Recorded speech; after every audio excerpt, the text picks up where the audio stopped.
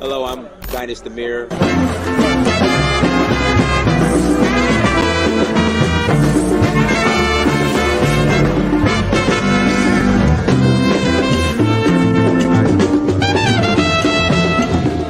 So I reached out to another friend of mine. I said, look, I need to go on vacation somewhere. Where should I go? He said, go to Africa. And not only am I going to go, I'm going to explore a new country. So I went to Tanzania, South Africa, Namibia, Mali, Senegal, Morocco, Liberia, Namibia, Kenya, the Voodoo Festival in Ouida, Gambia, Togo, Cote d'Ivoire.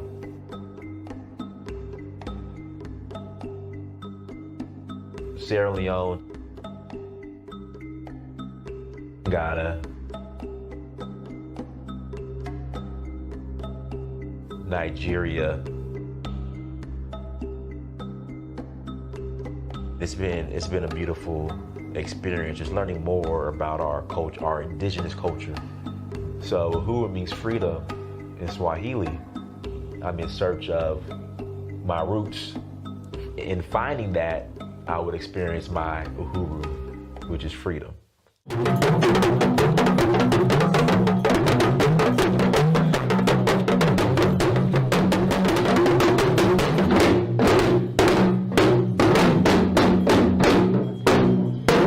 Till next time, Dynast Amir, I'm out.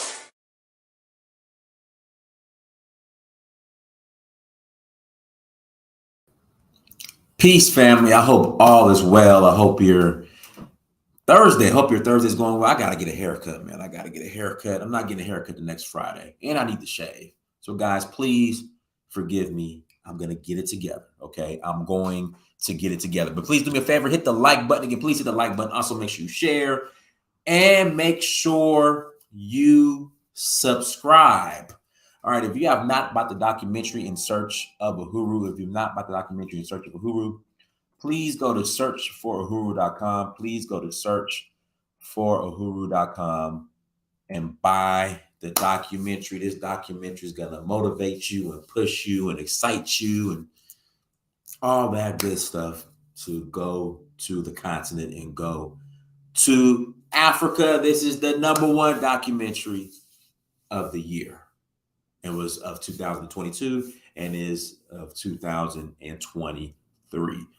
So please go to Search for Uhuru. Please go to searchforuhuru.com and buy the documentary. Last announcements, tours. Listen, we are rolling to Sierra Leone in April. Again, we are rolling to Sierra Leone. Shout out to everybody in the chat room. We are rolling to Sierra Leone in April. Okay. We are rolling to Sierra Leone in April for the citizenship ceremony swearing in. If you have your African ancestry DNA results, if they link back to Sierra Leone, again, if they link back to Sierra Leone, please go to, hold on. I chose the wrong one. Please go to donfo.africa. Please go to donfo.africa to learn more. Again, please go to donfo.africa. Shout out to Fabian, my brother Fabian in the chat room, everyone. Shout out to brother Fabian in the chat room. Please go to donfo, DANFO.Africa. Again, please go to donfo, DANFO.Africa to learn more. Again, come and get your passport. Hit me up. Also, Senegal in May for the Jazz Festival. That's going to be an awesome trip. Senegal, oh man, Senegal is just a whole different vibe. I love Senegal. They're rolling to Nigeria in August for the Oshun Festival. So come and join us in Nigeria for the Oshun Festival. Then we are going to Zanzibar in November Zanzibar in November. Got to show East Africa some love. And then there's probably going to be another citizenship ceremony in November in Sierra Leone, because I don't see the opposition winning. Excuse me. I don't see the opposition winning the election at all. I don't see that happening. Just me personally, because I don't think they have a candidate yet, or maybe they finally got a candidate last month. I don't know, but I don't. Mata Bio is pretty much going to walk into a second term. That's my honest opinion. I don't know, but the way things are shaping up, Mata Bio is going to walk into a second term. It's just inevitable because the other side can't get it together. So, with that being said, there might be another citizenship ceremony in November. But again, hit me up. Go to downfall.africa to learn more about everything that we're doing. Without further ado, we're going to bring on brother Pan-Africanism Strikes Back.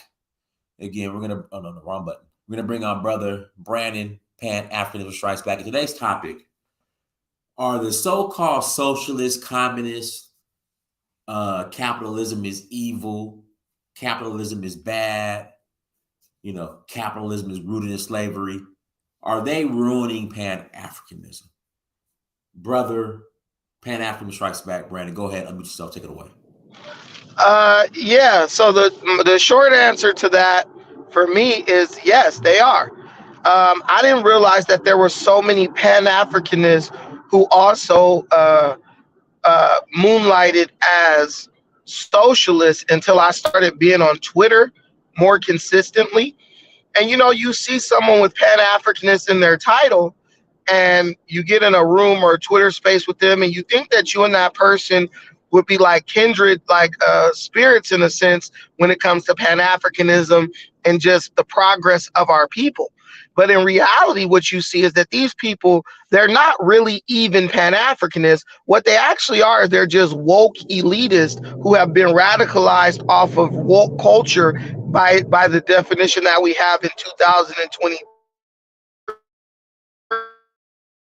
Moral justice warriors who are virtue signaling, pretending to care about other people, and pretending that they are going to give up what they have and willingly give it to someone else in the name of this evasive definition of socialism.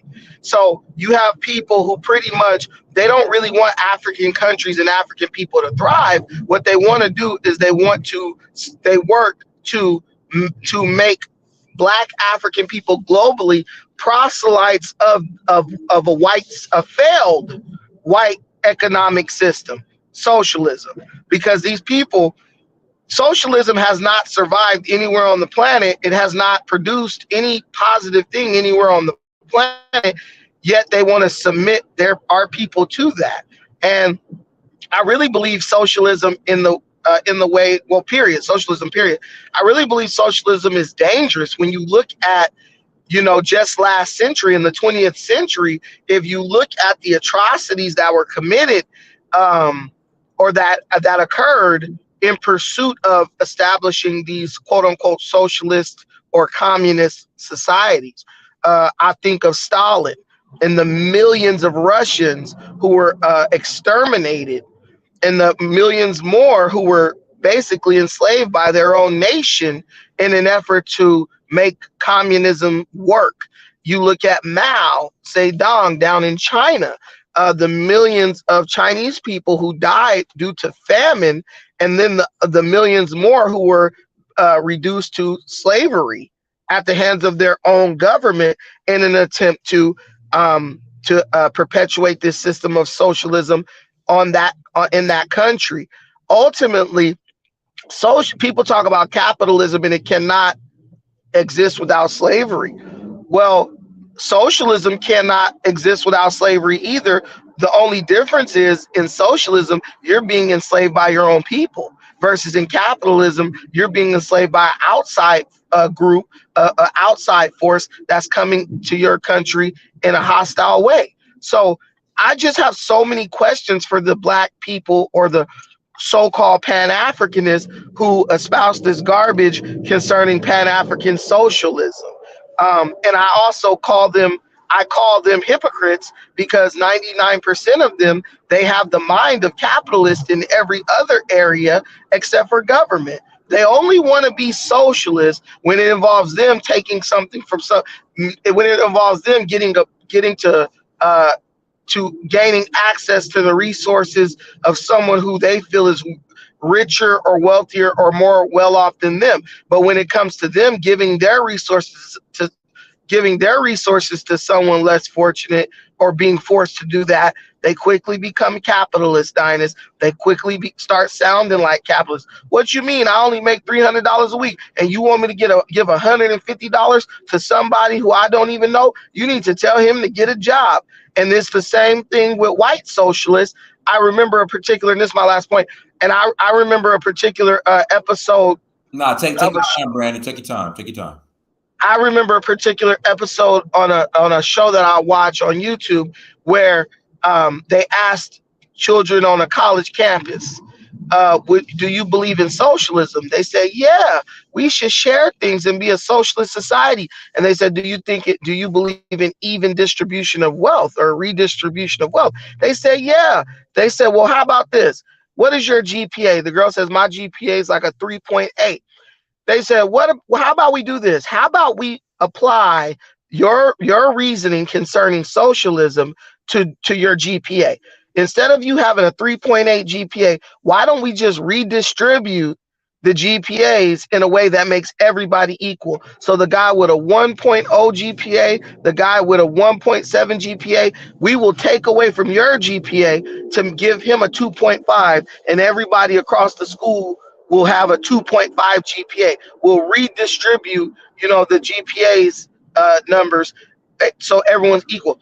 No, they were opposed to that, Dynas. No, I worked hard to get that 3.8 GPA. I worked hard to get that 4.0 GPA. Why would I let you take away from my GPA just to improve someone else's GPA? And that summed up the socialism argument for me. It's easy for other people to give away. It's easy to give away other people's money and resources. But when it comes time to give away your own, usually people protest against that very vehemently, right? And that's just what this is, even in the framework of Pan-Africanism. Just a bunch of people who have no maturity. A lot of them have never worked a job, or they work a job that they don't like, or they feel like they're just that some unseen force is keeping them from getting a better paying job or gaining the things that they want, right? And their solution, the easy solution to that is the same solution that a criminal has, which is, hey, just go take it from somebody who has more than you. So I really feel like we need to just stop even calling these people Pan-Africanists. They're really just degenerates and criminals. They're just criminals. They want to take from people.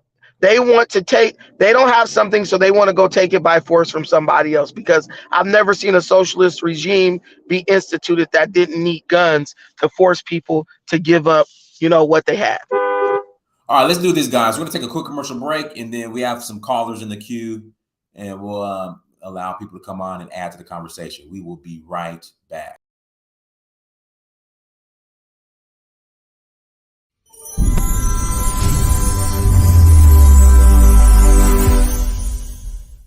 We can all benefit from proverbs from our elders.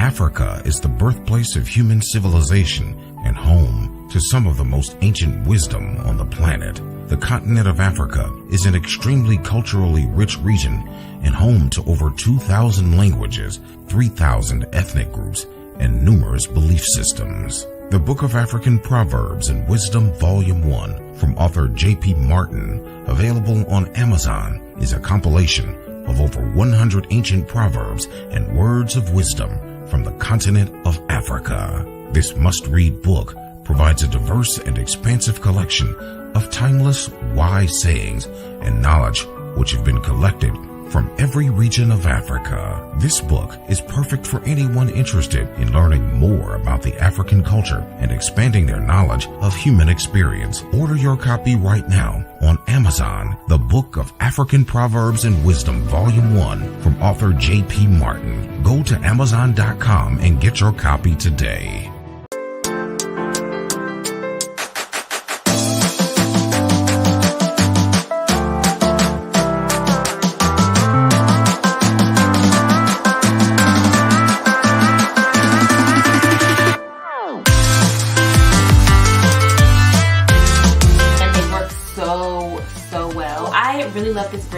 First off, the products are quality. I have amazing hydration. You guys can see the shine. You guys can see the definition. Learn the ins and outs of IT and launch your IT career in just a matter of weeks with the help of Lifting the Veil IT Academy. I took Lifting the Veil Academy with subs. Took a while, but I'm here. I made it. I'm now an SSRS developer. I started on the 13th, making a rate of $48 an hour. Sign up for a free consultation and see where this industry could take you.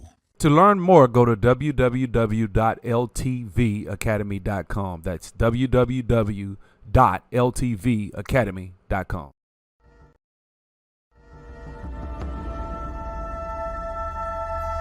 At the Okoli Law Group, we specialize in producing justice. If you or a loved one in the Atlanta metro area is facing serious criminal charges, then you need serious legal representation. The Okoli Law Group is here for you. The Okoli Law Group is here for us. The Okoli Law Group. Serious legal representation. All right, the Fox, go ahead, bro. The Fox, you gotta unmute yourself. The Fox. Okay, Jamal, go ahead, Jamal. Hey, how you doing, Dynast? How you doing, Brandon? Hey, we finally agree on something. I agree, man. These socialists and anti-capitalism, they don't want capitalism in Africa. They are a threat to the black race. I agree 100%. They're just as bad as white supremacy because they don't want the black race to go forward into this modern world we're in. So I agree with that. One thing I always tell, one thing about Pan-Africanism, they're kind of hooked onto this 1960s, 1950s kind of rhetoric of, capitalism is evil type of thing. And we got to push back on that, man. And I think it's a new era. Guys like Dynast and Pan-African Strikes Back, these new Pan-Africans, we're trying to change that narrative to a different direction because, listen, the Asians are practicing capitalism. The white man, of course, is practicing capitalism. And we need the black race to go forward on that, man, because this socialism shit, listen, the black man is struggling under socialism. He can't move forward. He's stuck. So I agree, man. We need capitalism and Pan-Africanism to exist. We need a black Japan. We need these modern things, because other than that, we're just going back 1,000 years and we'll never move forward. So I agree with you, brothers. The Fox, go ahead, the Fox. Peace, family. Hey, Fox, I got that was you that cashed at me, right? Yeah. I appreciate the cash. I appreciate the $10 holler. Go ahead. No doubt. Yeah. So I'm not finna excommunicate any Pan-African who has a different point of view, well, especially on this topic, because if nothing else, it's a topic that needs to be discussed. When it comes to socialism versus capitalism, anytime you hear somebody say African nations or African countries or African people should be able to benefit or profit from the precious minerals or oil or anything that's beneath their feet, essentially that's socialism. That's the state saying, hey, we're going to get this minerals or resources from beneath our feet. We're going to profit off of it, and then we're going to distribute it to our people. That's essentially what happened in Venezuela. Then they put sanctions on them for doing it. So when you practice socialism or capitalism, or you try to, socialism, and you try to benefit or profit from beneath your feet, typically what follows is war with the Western world. Like the Western world war with everybody that practice socialism or communism, and they get sanctions put on them. And then people equate those sanctions with, hey, that country is failing. I mean, why aren't they just doing better? They're essentially just trying to capitalize from what's beneath their feet, and they go to war because of it. And you end up having two. It's pretty much two outcomes when it comes to, where you can end up. So you either end up like Haiti, which is trying to practice capitalism, and then they get ran through by multinational corporations, or you end up like Cuba, where you just get a bunch of sanctions put on you and you drive around in old ass automobiles. So I kind of understand both sides of the argument. Then there's a third option, there's I forget the brother's name, but he has a YouTube channel. He calls it the Dangote model, after the richest black man in the world. And he pretty much talks about how people speculate that he's a state-sanctioned billionaire, where pretty much anything that he's pretty much like the state is kind of like a state plant, where anything that he wants or needs, the state's going to provide it for him. So the state raises him up, and it's kind of like the state is doing it themselves, either extracting these precious minerals or oil or whatever, but they're doing it through a person. So they're still practicing capitalism technically, and they don't have to worry about the West running down on them, because they're saying, hey, we're communists. But when you do that, you kind of create a champion. So when multinational corporations do swoop down on you, you have your champion that could fend them off, under the guise of capitalism. But I guess as far as that goes, there's only three options. I named the first two. Then you have the quote unquote Dangote model. But then the problem with the Dangote model is you have too many of those. You have what you have in Russia, which is called oligarchs. So there's only so much things you can do economically in these situations, because capitalism will always favor the more seasoned economy. It will always season the countries that have been around longer. A lot of us have parents that are older than countries in Africa, So if a multinational corporation swoops down on you, they have the resources to extract the minerals way better than you. They could produce and manufacture at a cheaper cost than you. You just can't compete with them under capitalism, and that's just the facts. So I understand anybody that try to go the socialist route, but at the end of the day, where's the socialism route really going to end up, other than when it comes to a bunch of sanctions put on you? So I just look at it like a bubble underwater. That's how I look at power. So whatever works is going to work, and it's going to rise to the top. So I'm not going to argue or go back and forth with somebody who has a countering view or whatever. But whatever works for the people, and hopefully that works for the people. But those are essentially the only options you really have as a young country in Africa. I just think that what you have, you've actually reversed the meaning of the two things, because what you described is actually what socialism does and the faults of socialism, and you're literally highlighting that as the faults of capitalism, which in that sense you will be wrong, because when you talk about state control, that literally is what socialism/communism is, where the state controls the resources. That's and that is why. Wait, no, you said that was capitalism. You said the state I said that was controls socialism.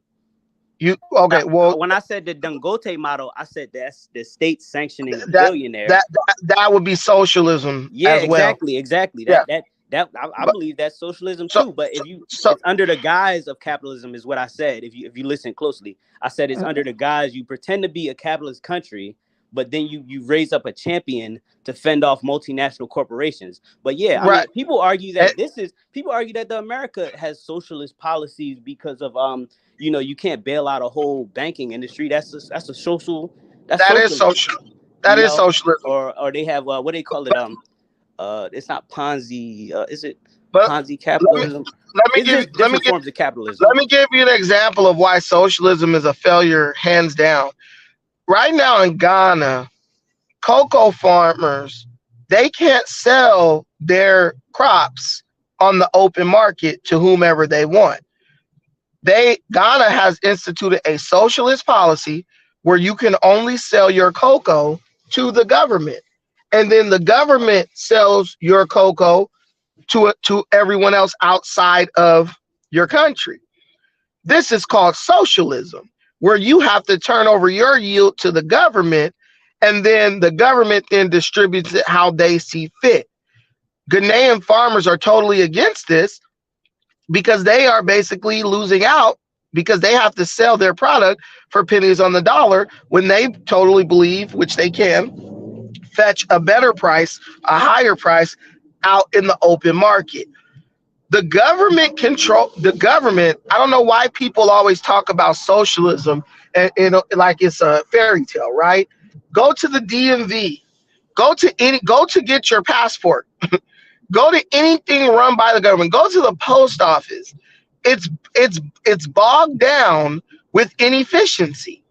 The fact that people are so crazy as to think that if you then turn over the economy of a country to the government, somehow the government is suddenly going to become something different. It's no longer going to be a bureaucracy. It's no longer going to be corrupt, and they're suddenly going to be able to do good and have goodwill towards the people. It's just totally asinine, and it just shows a lot of immaturity.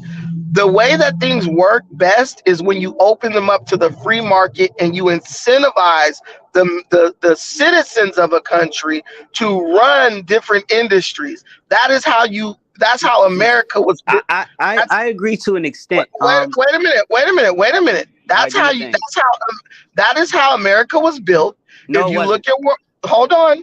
I didn't interrupt you. That is how America was built. If you look at World War II, the reason why America and Russia were able to turn the tides of the war against Germany and Japan was due to American capitalism. And they had two different approaches. The Russians, they just enslaved their population and forced their people to go into factories and build tanks, right? They use that approach. You're going to go work for Mother Russia for free, and while you're starving and freezing to death, when you die, we're just going to kick you to the side and put somebody else in your place because we got to beat these Germans and get them out of our country. The United States took a different approach, which was superior. They said, look, we need planes, we need boats, we need all these different military vehicles. What are we going to do? Are we going to force our citizens to create these things? No, we're going to give contracts to corporations. And what they're going to do is we're going to offer them a bunch of money. And what they're going to do is they're going to come with efficient ways to produce airplanes, tanks, boats, ships, and all that because they want this money that we're offering in the form of a contract.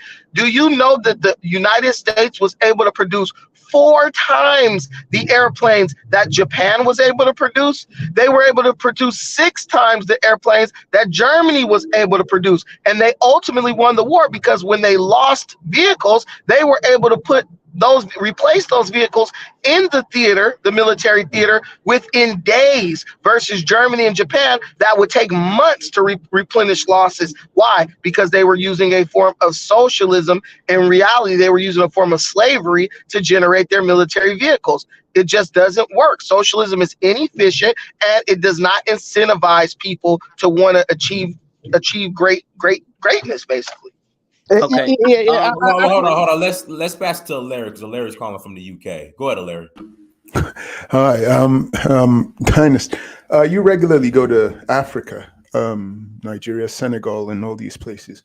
In your opinion, I mean, they're practicing capitalism. They're not socialists. Well, I would say this: they practice capitalism like on a business level, but you know, as far as with the community and family structure, it's socialist. So it's capitalism with socialist safety nets, but the safety nets aren't coming from the government; it's coming from the community itself. But you don't have a problem with the community using these socialist safety nets. You don't see that. Well, but you really wouldn't call this. I mean, you really want to. It's really not socialism. I'm just labeling that, but that's really not it. It's just, you know, you have a community, you have family. Like, for example, if I share this example all the time. When I was in Senegal, I was literally just walking around. I was walking around with my friend, and I was hungry. I said, I want something to eat. I could have waited. We literally just went into a neighbor's house who we did not know, and they fed us. Okay. You know, it's just like you won't go hungry. You know what I mean? You have your neighbor. Like here in America, there's no community. So it's not necessarily socialism. I would just say it's community. Okay. So, but from the business side of things, as you've pointed out, they're using a capitalist model. Yeah, definitely. And you've seen that there are problems there. What do you think that they could do to improve the form of capitalism that they're using? Because they're already using capitalism. That there's, like, you know, Nigeria, because you go there regularly. Yeah, there's no way that country's going to become communist or socialist anytime. I actually like the form of capitalism. The reason why I say that, like here in America, if I go to the grocery store, you're not going to be able to negotiate the pricing at a grocery store. Same thing, like, and then as far as like the markets where you could go buy food here in America, they really don't exist.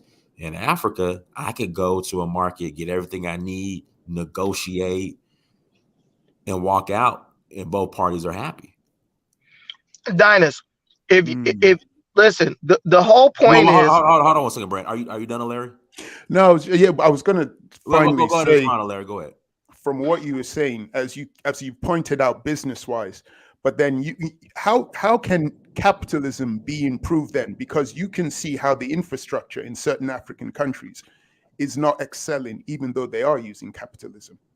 Well, that's from a government level. I mean, I think when the government gets involved, is that going to be they're not capitalists. They're not capitalists. The government is. Let me just answer your question. Let me just answer your question. Go ahead, brother. Go ahead.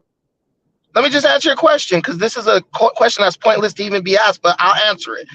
The government is engaged in a level of corruption that implements socialist corruption into capitalistic situations. The government has their hands in every pot in Africa, in all African countries.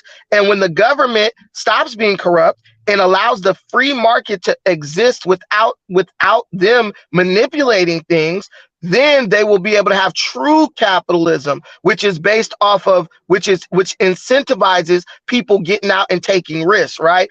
If you look at African countries, even Nigeria, everything is done based on who you know, who you're related to. It's not true capitalism, because if true capitalism would say, look, this guy's the best guy for the job, hire him. In Africa, it's like, I don't care how smart you are or how good you are at this particular government job, I'm hiring my cousin because he's my cousin.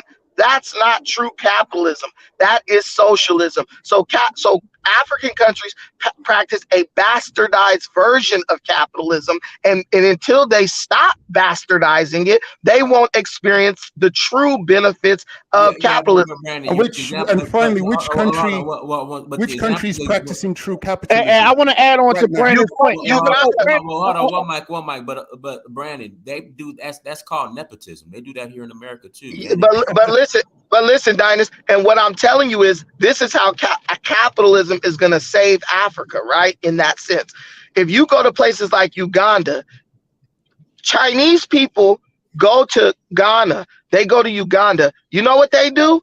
They go open a store. They put a label on the price label on the product. This is 50 cents, right? Then the haggling is good if you benefit from that. But if you're a tourist who goes there and you're like, yo, they charge me 5 times the amount for a bag of chips that it's worth, right? What is that going to do? That's going to leave a bad taste in your mouth. And 9 times out of 10, you're not going to want to go back to that country. So in a sense, those very same things that we like, because me and you, we're handsome, we're charming, and people just want to do nice things for us, we do benefit from that. But ultimately, in the bigger picture, that hurts African countries. So when the Chinese guy comes and says, look, everybody pays the same price, here's the label, it is on the product. Whose store are people who are not good at negotiating going to go to? The one where they're going to get taken for 5 times what something is worth, or the one where they see the label, the price is clear, and I could pick it off the shelf and buy it? Because if they did that in America, Dynast, black folks would be talking about, oh, they racist, they charge me more because I'm black. And white people would be saying, nah, you just not a good negotiator, right? So capitalism creates an opportunity for somebody to see a problem or see a problem and find the solution. So what does that mean?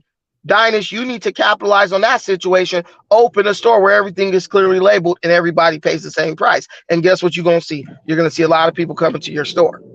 And to add on Brandon's point, Africa has never truly, practiced capitalism. We have one example, though. It's a small sample size in modern Africa, the beautiful country of Botswana.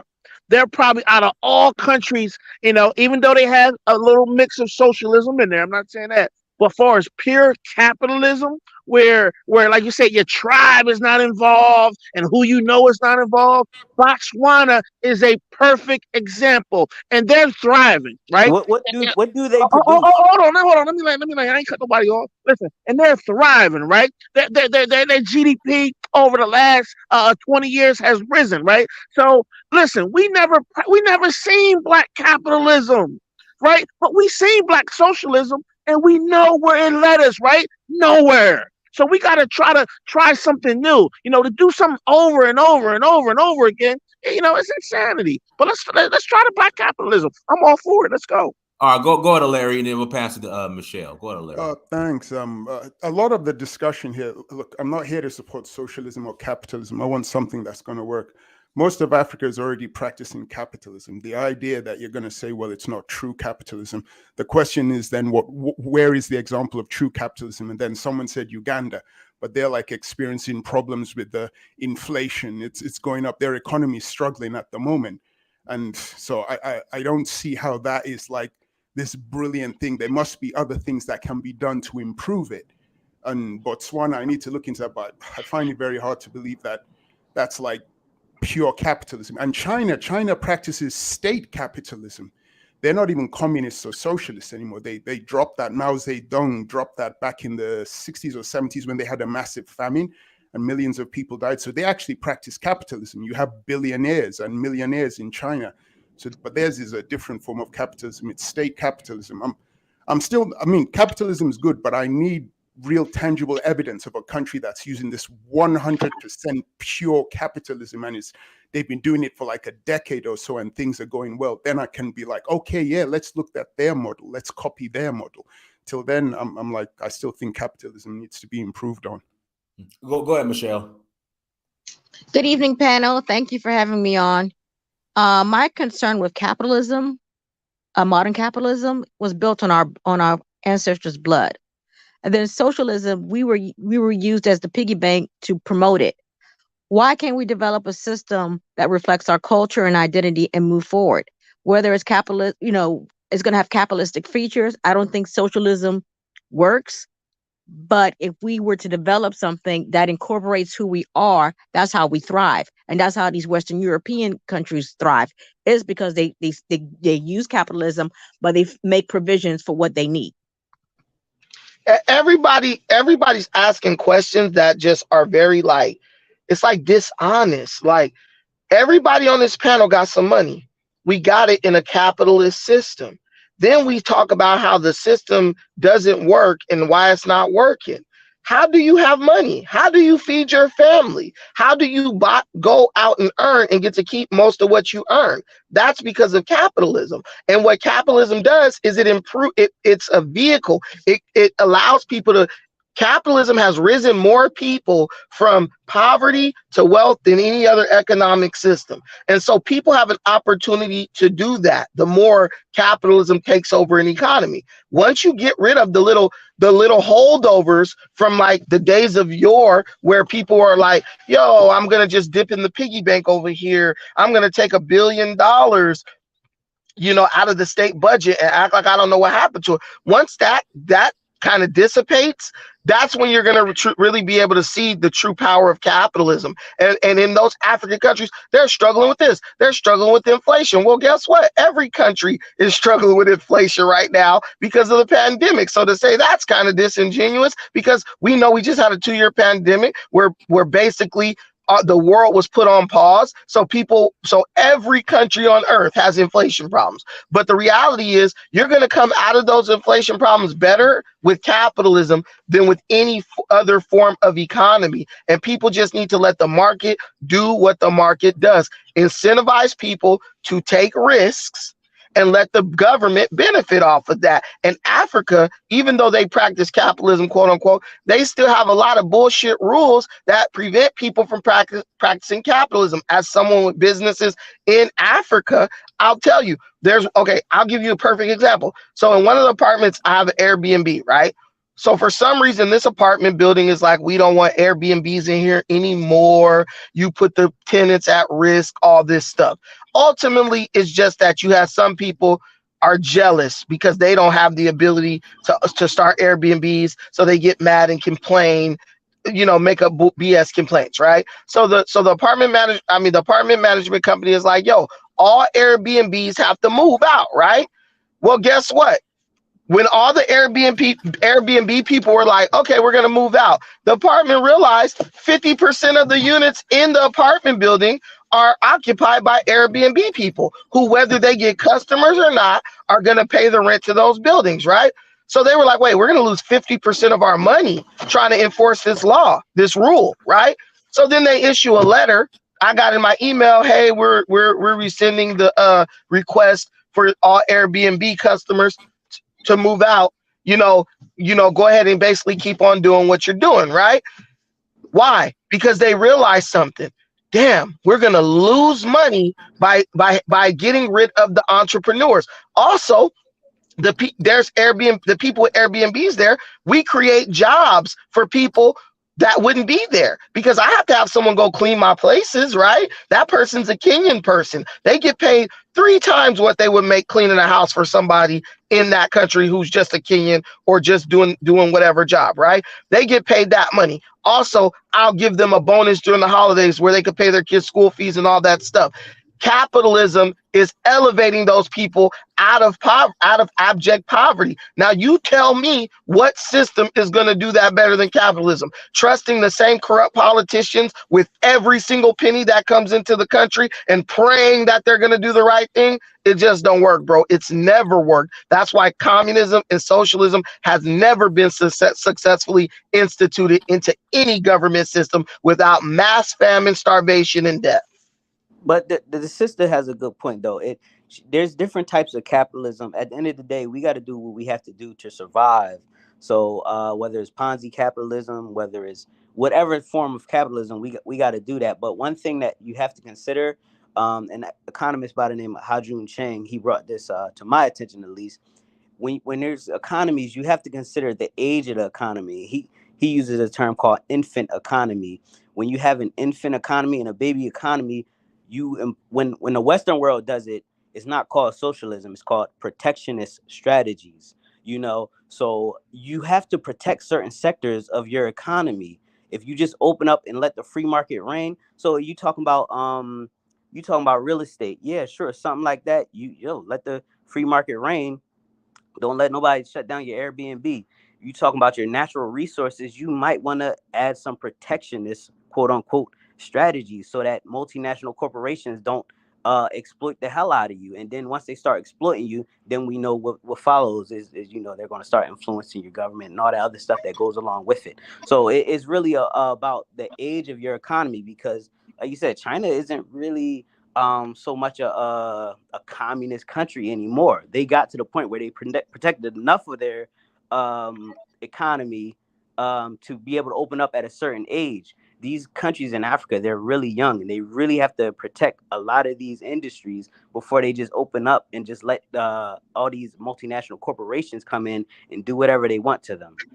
And what are multinational corporations? Let me read this super chat real quick. Mr. Sandman 49, thank you for the $5 holla. Capitalism is just compensation for goods and services. If you're against capitalism, you're against productivity. I agree. Yeah, 100. Then we'll pass to the American rifle man. Go ahead, Brandon. 100%. I mean, when you listen to what these people are saying, this stuff is not based on any logical or rational thought. It's just fear-based. Michelle got here. Oh, they did this to our ancestors. Man, look, they did it. Okay, it's over. I'm not going to make one single decision based on somebody getting their ass whooped or lynched in 1862. Okay, why? Because doing that doesn't benefit my family. What we have is not even capitalism versus socialism. It's common sense versus fear, right? Oh, I'm scared or I'm concerned. But it's funny how this fear don't stop your ass from showing up to work every day for those white folks practicing capitalism, right, Michelle? You still showed up to work, right? I'm asking yes, I do show up to work. And then, yes, and I then do, white but folks, the thing is, wait. And then white folks you work for whoop the shit and raped your ancestors. Why don't you quit your job right now? She never said she had a problem with it.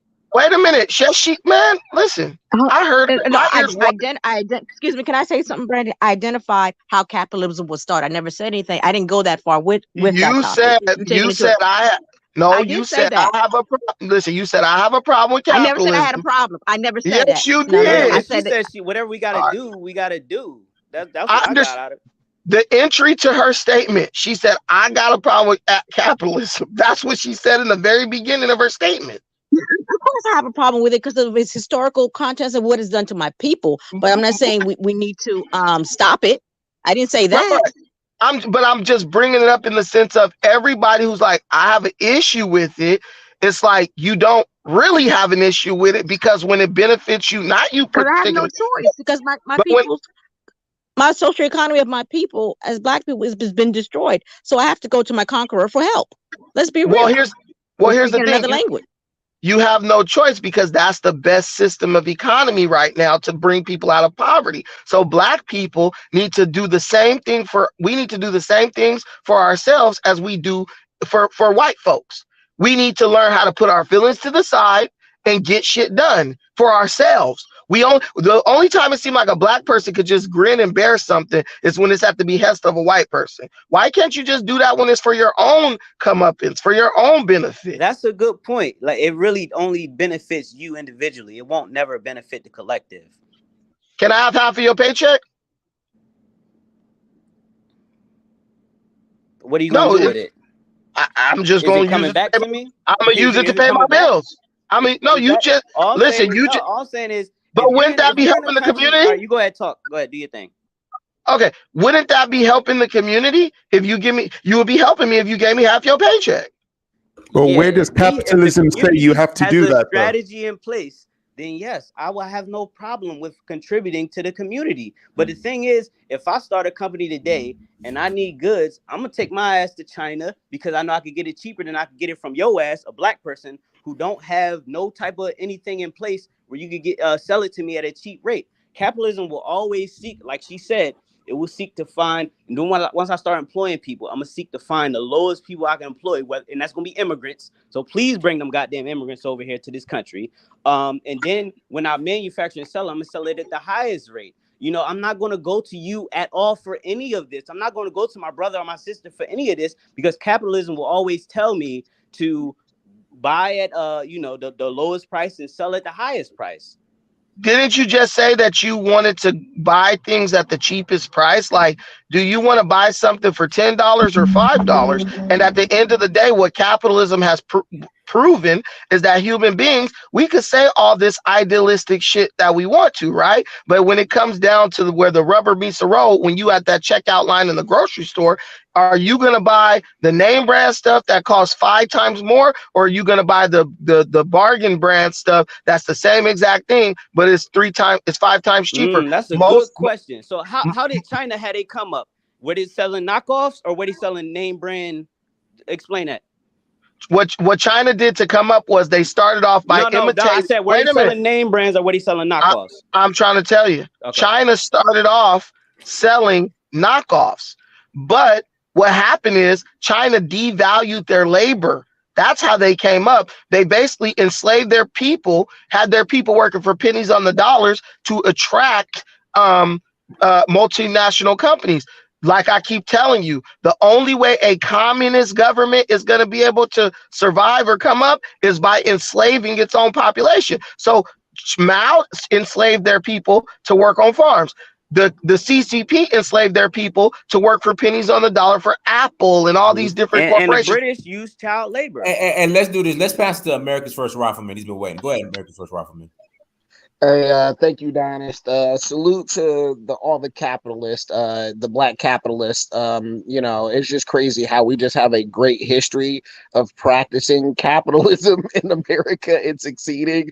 Even though obviously since the white man came in and started giving us welfare, we kind of forgot how to work. But in all seriousness, there's so many examples of Black people being I didn't even mean to go in this direction, but literally we were sought after by every race of people in America to be craftsmen, to be repairmen, to be to literally keep the American infrastructure alive. And we're reduced now to crying about what they did to us, what they doing to us, instead of just getting down to brass tacks in the business and being productive. So anyway, but the main point I wanted to the main thing I wanted to say is like that Sister Michelle, this is the mindset that we have to get away from and stop it, because at the end of the day, look, I'll use this example.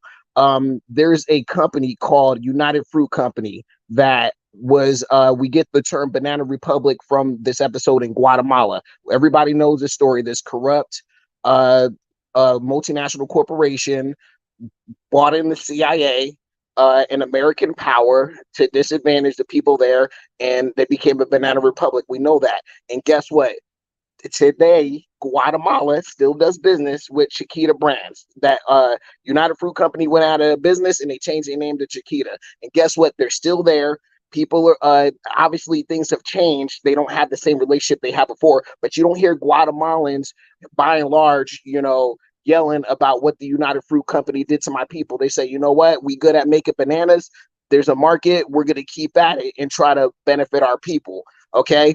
And that's it. That's what you got to keep on doing instead of this. Oh, they did this to us. That does us no good.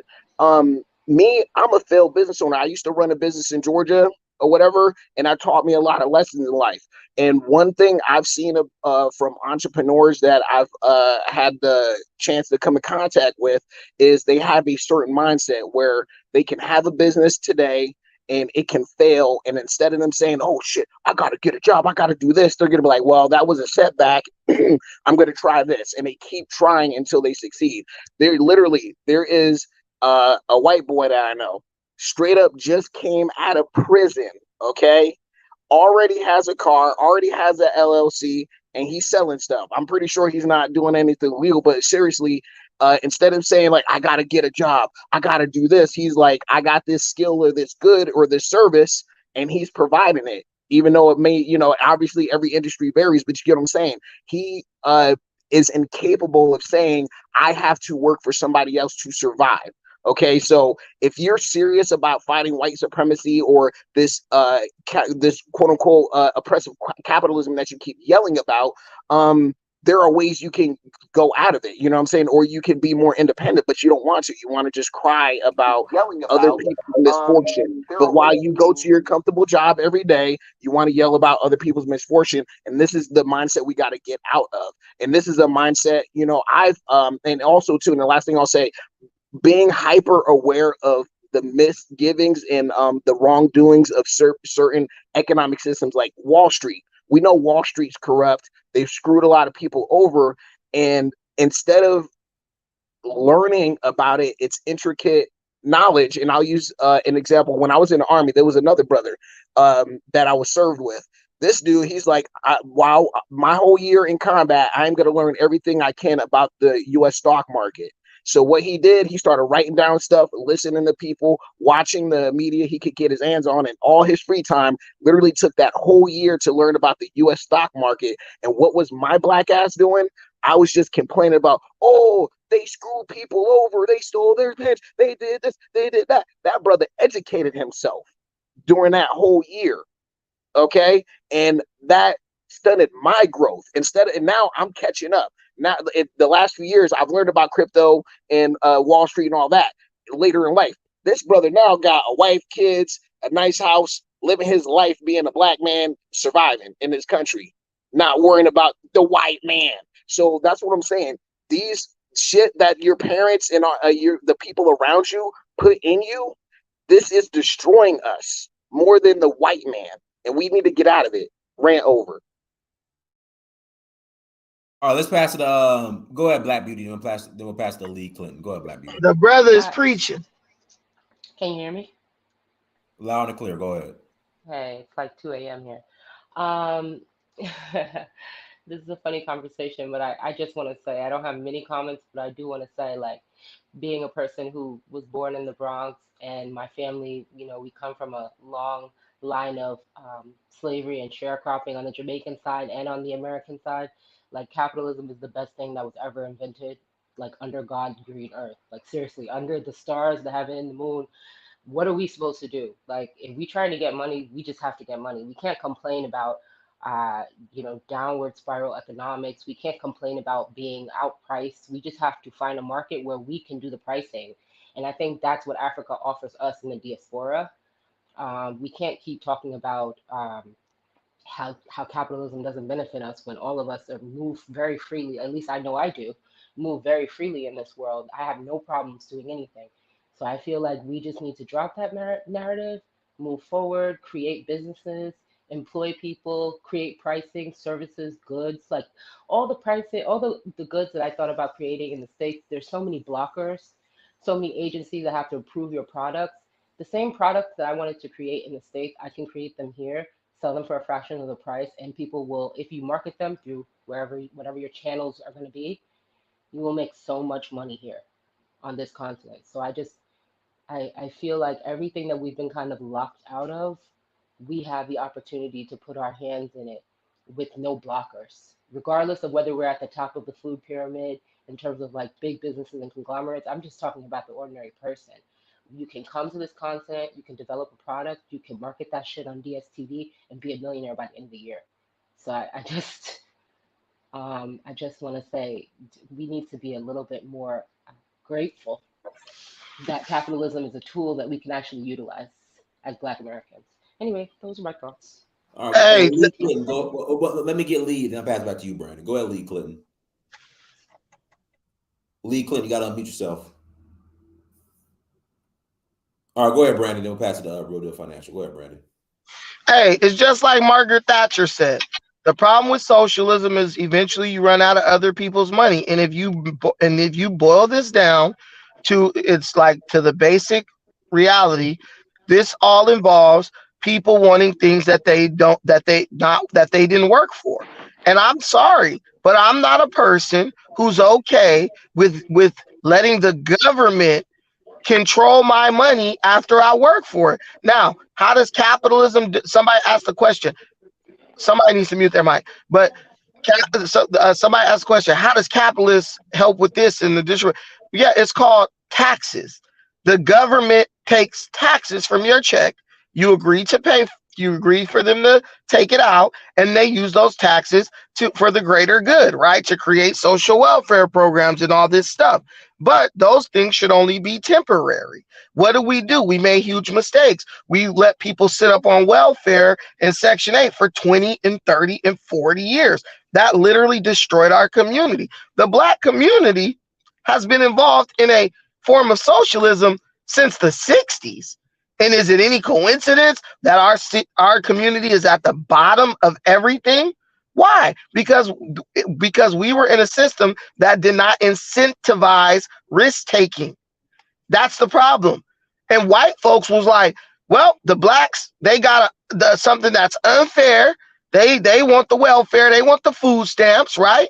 But there was a certain segment of white society that was like, well, I build computers. I ain't going to the county office. I'm going to go in my mom's garage and build computers and use this skill that I have. Those people are now billionaires. While the Black people who are the same age who depended on welfare, they're sitting up talking about how they're going to cut Social Security and all this stuff. Yeah. The problem with government entitlements, they eventually end. I mean, the government could give it and it could take it away, but nobody can take your skills. Yeah, it removed our competitive nature as well. Like the ability to compete in a marketplace, that's huge in capitalism.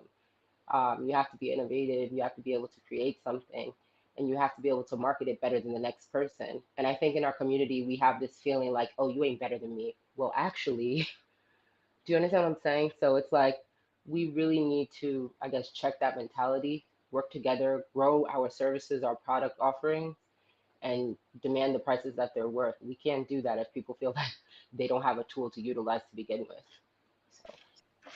No, you're 100% right. I agree with you on everything, but like socialism is for the people who just want to stay dusty and on the bottom. Capitalism is for the people who want to take risks and get things. And I'm not a rich person, but I just want to know when I get a paycheck, you know, the majority of my paycheck is coming to me. I don't want to be like where Ellery is, where they take 50% of your damn paycheck and distribute it out for healthcare and all that shit. Like, I got a pretty good healthcare plan here. I went to the hospital. I had to get a bunch of x-rays and they don't take 50%.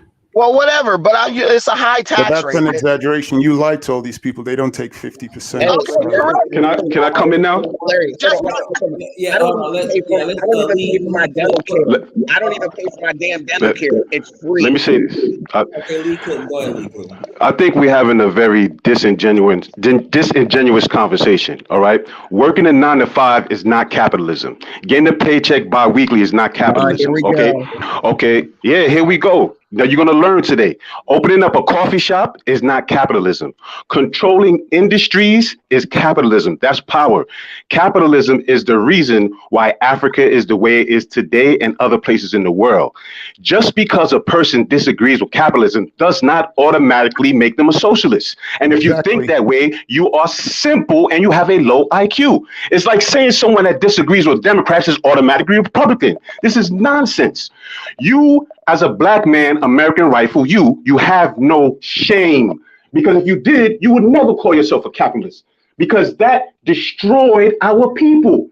What you think the transatlantic slaves was? That was commerce. That was commerce. We was commodity. It was trade. You understand? Hold on a second. Hold on. This is what's wrong. This is what's wrong with Well, Mike, we got to stop this slavery and capitalism rubbish, as they say in the UK, Larry. We got to stop equating capitalism with slavery. We got to move on. I'm progressing, and I know that we could use capitalism, right, to build and create and develop. Because that's what everybody else is doing. I'm tired of going to Africa. Listen, I'm tired of going to Africa, and I'm at the Pullman Hotel or I'm at the Radisson Blu, and I see an African walk in, sit down at a table, and then here comes an Indian man or a Chinese man or a white man sitting down negotiating with them. All right, no socialist Pan-Africans are at the table. Period. Dynast, that's because these are the people who perpetuated slavery. These are the people who are like, yo, you can't run away from massa, because these people use some type of fake sense of moral superiority. Dynast, you let me finish my point. Can I finish my point, please? Wait a minute, let me finish my point. I didn't finish my point. Why are you getting mad? I'm not getting mad, bro. Calm down. Now, let me finish my point, Dynast, because I was going to say something. Let me finish real quick. Listen, business, commerce, trade, we did those things before we even knew who white people were. We did those things. I think we're misconstruing business, commerce, and trade with capitalism. I'm not against any of that. What we have to understand, this is my point, because, I think people are more want to argue than to get to solutions. As Pan-Africans, as we all say we are, why can't we come up with our own economic template that's not socialism or capitalism? You understand? Why can't we do that? What I'm saying, let me finish my point real quick. What I'm saying is, if we have self-respect for ourselves, we wouldn't deal with capitalism, right? I'm not talking about business, commerce, or trade. Capitalism crushes people. You know what capitalism? I'll give you an example of what capitalism real quick. Are we all familiar with the drug company Bayer, right? Bayer. We're familiar with that drug company. So they had some pills. I don't know that you could go Google this. They had some pills. The pills expired. So, guess what they said? We're not going to dump this stuff. We got to make money off it. Guess what they did with those pills? They sold them to Africa. And guess what was in those pills? AIDS. How did AIDS get in those pills? I have no idea. But they said, we're not going to let this money go. We got to that's capitalism. Capitalism does not care. Let me make my point and now let you come in. Capitalism does not care about other human beings. You understand? Capitalism, the bottom line of capitalism is the almighty dollar. And you're saying that's not capitalism, but we're living examples of it. We're living examples. And if you try to say, and this is not victim, let me make my point. You keep cutting me off without making my point. Let me make my point. Y'all cut me off because y'all know what I'm saying is true, and you're trying to drown me out. Let me make my point. I'll keep it sweet. Let me make my point. Again, let me reiterate this point, and then I'll get off. Capitalism, because remember, when you have companies like, when you have countries, ancient countries, like Aksum, right? Ancient empires, Aksum, you have the Nubians. These people were heavy into trade industry and commerce, but Yeah, it that's wasn't called titled as capitalism. You understand? So we have to come up, we are smart enough and intelligent enough to come up with our own economic system that doesn't have to crush other human beings. That's what's going on right now in Congo with the Kobo and all that. We want to be like that? Or we really got to think about what we're saying? That's not capitalism. That's just greed and corruption. That's not capitalism. Brandon, hold on, Brandon. Let Real Deal Financial speak, then I'll pass it back to you. But that's not capitalism. That's just greed and corruption. Go ahead, Real Deal Financial. Prince, what's going on? And shout out to the panel. Respect to the panel. Brandon, what's going on, big dog? I haven't talked to you in a minute. But when it comes to everything, man, I'm pro-capitalism. Capitalism is the only system that I know. This is the only system that is literally running. You're saying create a system. Let's be realistic. Trade is done by multilateralism with a combination of globalism and capitalism. You can't be a merchant and say you want to do communism. You can't be, what homie said, a communicable merchant without capitalism. Trade, lending, capitalism. It's really creditalism because we're in a debt-based society. Credit-based. So when it comes to my angle on everything, Pan-Africanism, Americanism, America first, Africa first, can all utilize fair and equal trade. Now, what he was talking about, that's crony. That is cronyism. That is monopolization with no competition. And that's also mega corporations utilizing their lobby power. And that's all. That's everything I got to say. Oh, go ahead. But anything when it comes to socialism, I want to say, can you guys name me 3 countries that has used socialism multi-year and got gains? And I'm None. That's zero. Dynast. The whole thing is, it's always just emotionalism with these people. They don't have any real point or any real facts. They try to tug at your heartstrings by basically making up things that are scientifically impossible to get people to feel sorry. Like, oh, well, they put AIDS in the pills. Bro, AIDS can't even survive for 3 seconds outside of the human body. So how did they put AIDS inside of a pill and the AIDS actually survived to make it to Africa? You need to go take a 3rd grade science class first before you start trying to tell people about economics. Secondly, we're not talking about how certain people practice capitalism. We're talking about how we could practice capitalism in a way that benefits us. This is a competition. You can go to a shootout with a knife if you want to, talking about, oh, I don't like guns because it's a dishonorable weapon, and go get your ass shot off. That's fine.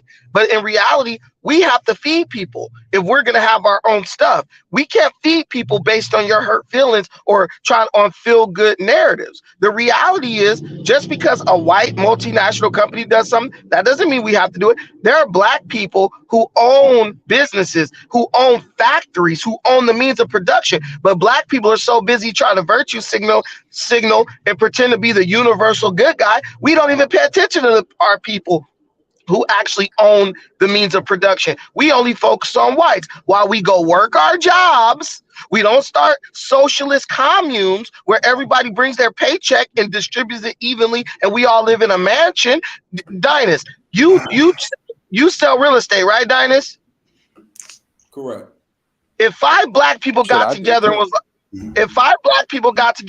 was like, yo, if a family of blacks, let's just say family, if family members said, you know what, we all living in shitty apartments, why don't we go buy a big ass mansion and just divvy it up, and we all just have our own area within this mansion, instead of paying rent, $3,000 each in rent to all these landlords. I know you guys have wondered why black people just don't do that, right? That's capitalism, Brandon?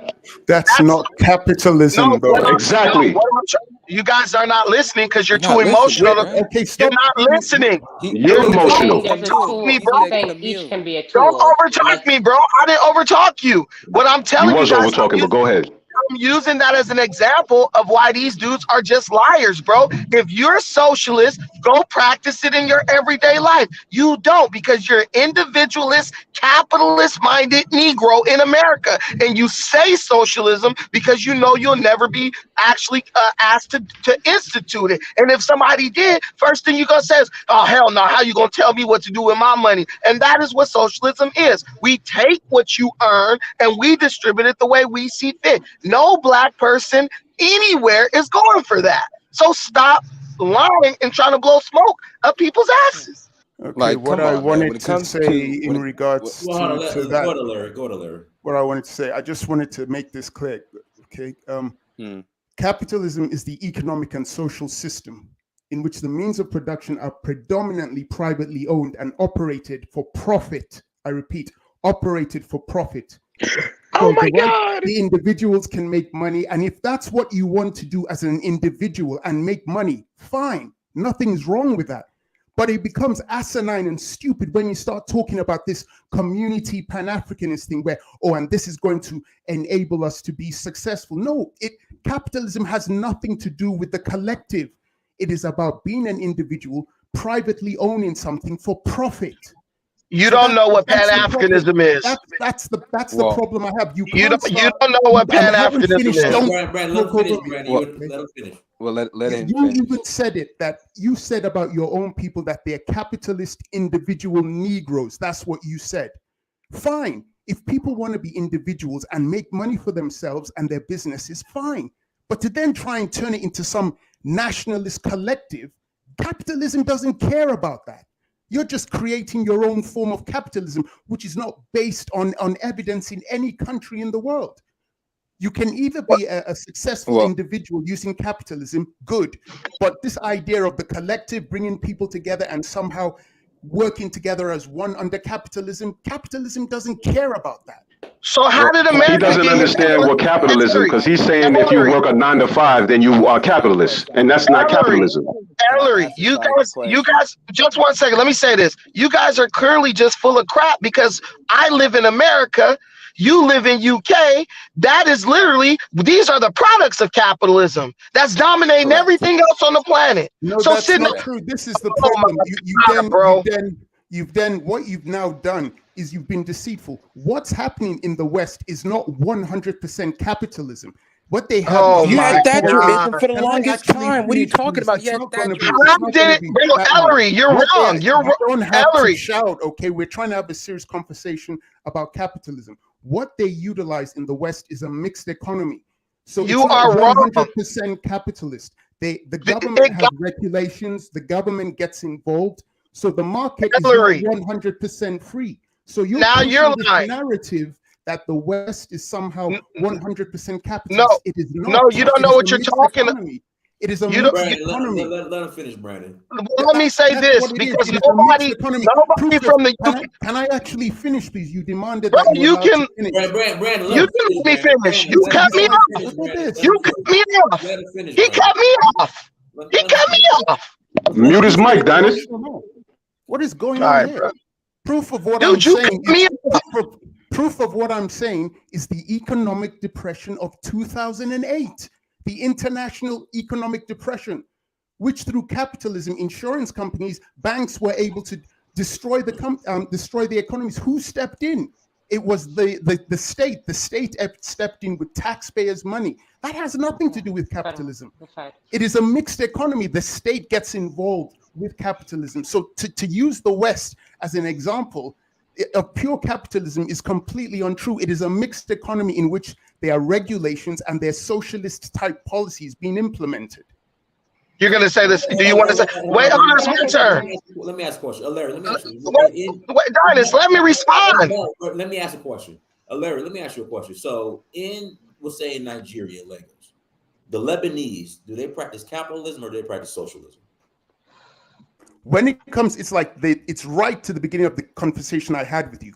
Business-wise, they practice their form of capitalism, but they also practice a form of nepotism where they are then nationalizing and working together.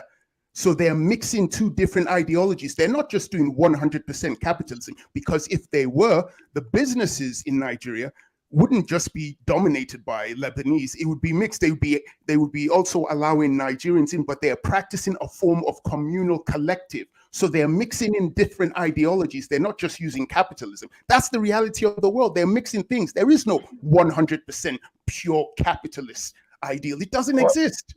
Well, that was a bag of salad. He wasn't even arguing that.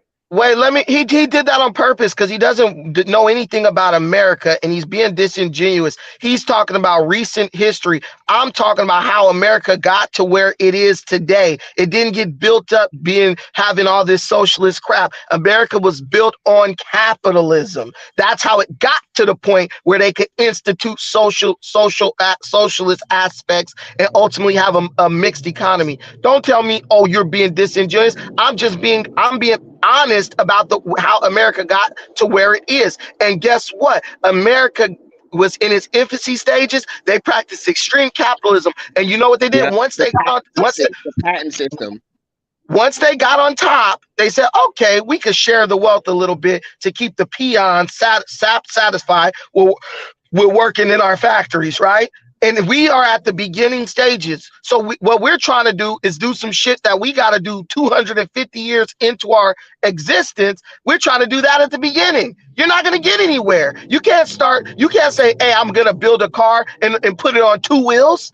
You're going to have to put 4 wheels so it could start moving. Later on, you can revolutionize that and have a 3-wheel car and everything else. But you got to start with the basic physics, the laws of physics. Look, I need to balance this thing. I only can make it go so fast. I'll have to do things a certain way. Black people are trying to institute failed economic systems before we even have our own economy. We are in a white-dominated, controlled economy that is called capitalism. In order for you to be able to compete in this economy, you're going to have to implement the laws of capitalism. Now, all that other fairy dust crap y'all talking about, yes, let's go into Bizarro World and institute that stuff. But all I'm telling all these dudes to do, quit your damn job, go to the woods and be a socialist if that's what you want to do. But they'll never do it, Dynast, because they want to eat off of capitalism while swearing against it while practicing it. Black people are capitalists. We come up under this system, and we need to use this system that we are familiar with to advance ourselves. These dudes talk about white supremacy is a threat. Look, it's just like the guy who goes vegan and starts feeding his dog a vegan diet. 3 years later, the dog dies from cancer. Why? Because that's not what a dog thrives off of. No one thrives in socialism. They can't point at you. These guys can't give you a single example of one country that has thrived under socialism, period. They've all fallen, they've all collapsed, right? And they're saying, we need to get rid of capitalism. No, you don't. If you compete in capitalism and gain a foothold, then you get to set the rules by which you want to do capitalism. As long as you're able to compete. Dynast, if Apple says, look, we're going green, you know what's going to happen, Dynast? All the other companies that make cell phones going to say, guess what? We're going green. Why? Because they want to try to follow the trend of Apple because Apple's on top. So if you fight to the top of capitalism, guess what? Then you get to dictate the trends which capitalism follows. So get there. Brandon, can I ask you a question? Brandon, can I ask you a question? First thing, no one is promoting. I'm gonna let you answer it. No one is promoting socialism. That's one. But here goes the question: is it possible, Brandon, for us as Pan-Africanists, as African people, to come up with our own economic system outside socialism and outside capitalism? You don't need to come up with your own economic system. You don't have. Please answer the question. Guys, can somebody please mute their mic? I know you got your kids crying in the background and shit, and you just gonna keep your mic unmuted. Come on, bro. These are the Negroes talking about we need our own economic system. Somebody who don't even have the intelligence to mute their damn mic, knowing their kid is screaming in the background. Just get to the point. Get to the point. I thought you were going to ask a question. Get to the point. Listen, here's the reality. You lied about the AIDS thing. And until we're honest, we won't be able to have anything. Google it. I didn't lie about anything. Google it. Bro. Let me finish. You don't listen. Until we start being honest and we put our emotions in our back pocket, we're not going to start any system because soon as things get bad. So you can't answer my question. Let me You're going all around the block talking about my kids. You need to worry about your daughter, not my kids. Answer the question. Bro, you need to mute your fucking mic, bro. Stop being stupid. Stop trying to tell me you so smart. You so smart. Worry about your daughter. Don't worry about my kids. Answer my question. Hey man, listen. Just answer the question. Brandon, answer the question. Just answer. Listen, I'm just gonna say what I'm gonna say. Black people always trying to emotionalize something when they're wrong. If my daughter's screaming in the background, I'm gonna mute my mic. Bro, let's move on from that. Just answer the question. Okay, the whole point is we don't need to reinvent the wheel. We're not in no position to reinvent the wheel. The United States is living under a mixed economy. Most countries are with certain social programs. Black people are in the infancy stage of building economic strength. You're not going to be able to have all these social programs because you don't have a budget for that stuff. So what you can do is you can use the laws of capitalism to come up. That is the purpose of capitalism, to move someone from poverty to having wealth, right? And how do you do that? You have systems like financing, all these types of things that allow a person, hey, you gotta get to work, but you gotta get to work. You don't have a car, but you gotta get to work. Guess what? You can finance this car because of capitalism and use the money you earn from your job to pay for it later on a payment plan. That is called a vehicle that you can use to get something that you don't have the money for. We are cash poor as Black Americans. We need a vehicle that we can use to attain wealth. That is capitalism. We need to use that vehicle instead of standing in the way of that vehicle by crying and complaining and bitching and whining and not muting our mic when we got our kids screaming in the background. Okay, I asked the same question. You can use capitalism to achieve success. Nobody's against that. Nobody's a socialist under here. your company and get a right. Can I speak? Like I said, a lot of people don't know that you guys can be able to buy your vehicle through your company and be able to do a simple write-off and to be able to erase a lot of your taxable income. I think a lot of Black people don't even try to even study what's the system of capitalism.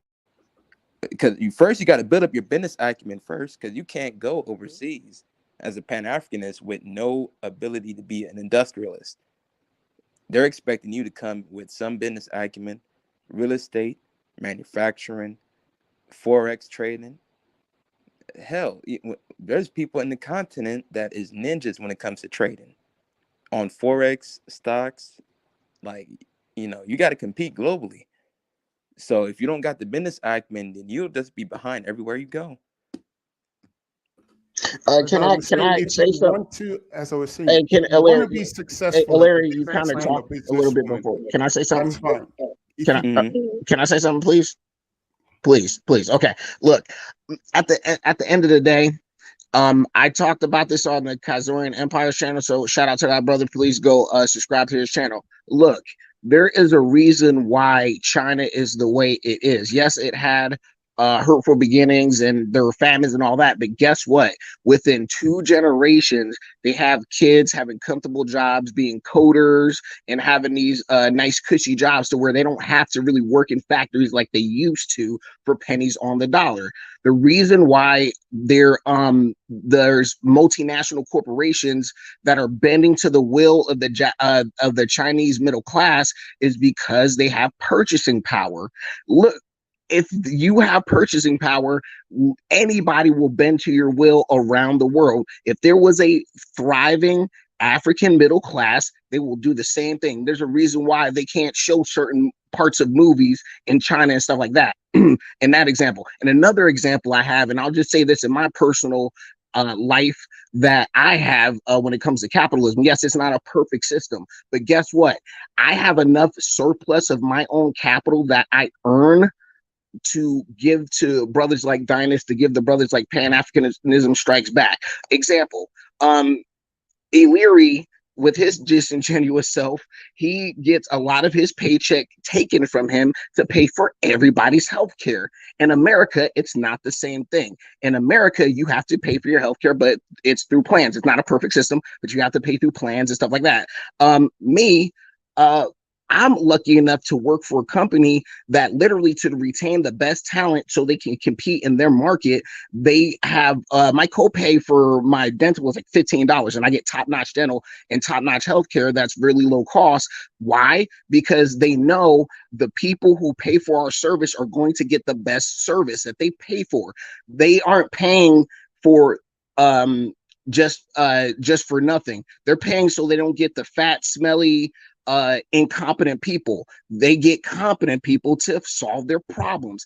That's capitalism. If you cannot do that as a black person on this planet, you are doomed to fail. That's why Jews and other people are successful, because they go into other people's areas and they see what the need is. That's why Asians sell Chinese food and liquor, and Arabs sell liquor in our neighborhoods, because it's a need that we have and we are willing to let other people fill. And that's just a few examples. So you can complain about how it screwed over all these people and all that. I got to hit Dynast on the Cash App after the show. But literally today, just today, I'm able, because of surplus of capital, because I don't pay for my health care and all that, I'm able to give $50 today alone to 2 black men that can keep that in the black community. Just like Jews have told us, the black communities money flows like water out of the community. Okay, they make sure they keep it in 18, 20, whatever days. They keep it in their own community. I'm trying to keep my shit in my community a couple days longer. You should do the same. You can do capitalism and still divert money to black people, and we rise together. Why is that so hard to understand? Capitalism. Where does it say in the capitalist model? Okay, well, go ahead. Okay, go ahead. Cry. Keep crying. No, I'm asking you a simple question. I'm done with the questions. I'm simple. You see, this is the I'm problem. going with what works. I'm not going to listen. I'm not going to listen why there has to be it this. doesn't work. It Why doesn't, there just has like to- I real, don't understand just why like you're real now deal shouting. financial said, just Why like are you real now deal getting financial emotional? said, Why are you now you shouting? can I don't exploit get it. LLCs to Why are your you benefit, screaming and but we shouting don't now? think What's this going way. We just think about, oh, the white man screwed Why us. are you But you getting know what white emotional? people do? What's They going on here? stress Why are test the you IRS. No one said anything about white man anything. This is why the conversation is disingenuous. Because just say disingenuous. It's not disingenuous, because guess no what? one said anything about white man anything. What we're saying is not willing to do what works. That's what I'm trying to tell you. It's We're not not willing that to do what serious. I works. don't understand why you're getting all emotional and abusive. Well, Because, you were saying because how I'm can not I abusive. build Because no, business I'm not getting outside abusive. the Why are you I'm just being done with the emotional? victimhood You're not on mindset. The Kazorian Empire. victimhood This is a mindset kills civilized more show. black people than Stop anything else. shouting at people. Okay, so I'm just American Rifle.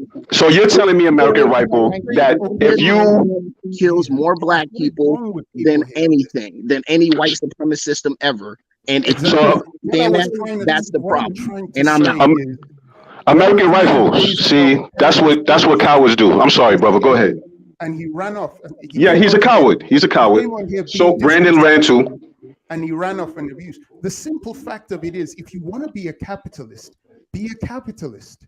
There's nothing wrong with that. But the simple point is, capitalism is about individuals making profit for themselves. It doesn't say anything about, oh yeah, and then you got to bring people together. It doesn't say that in capitalism, Can I ask you in a the question after ideology. you're done? So I don't know what they're talking about. I asked a simple question. It seems if you're against capitalism, then you automatically are socialist. If you're against capitalism, then you automatically are into victimhood or blaming white people. What I don't understand is, if we have all the intelligence, the knowledge, we have our ancestors who were heavy into business, finance, commerce, and trade long before white people came into the continent of Africa. We can do it again, but it wasn't called capitalism. It wasn't called socialism. We had our own individual template.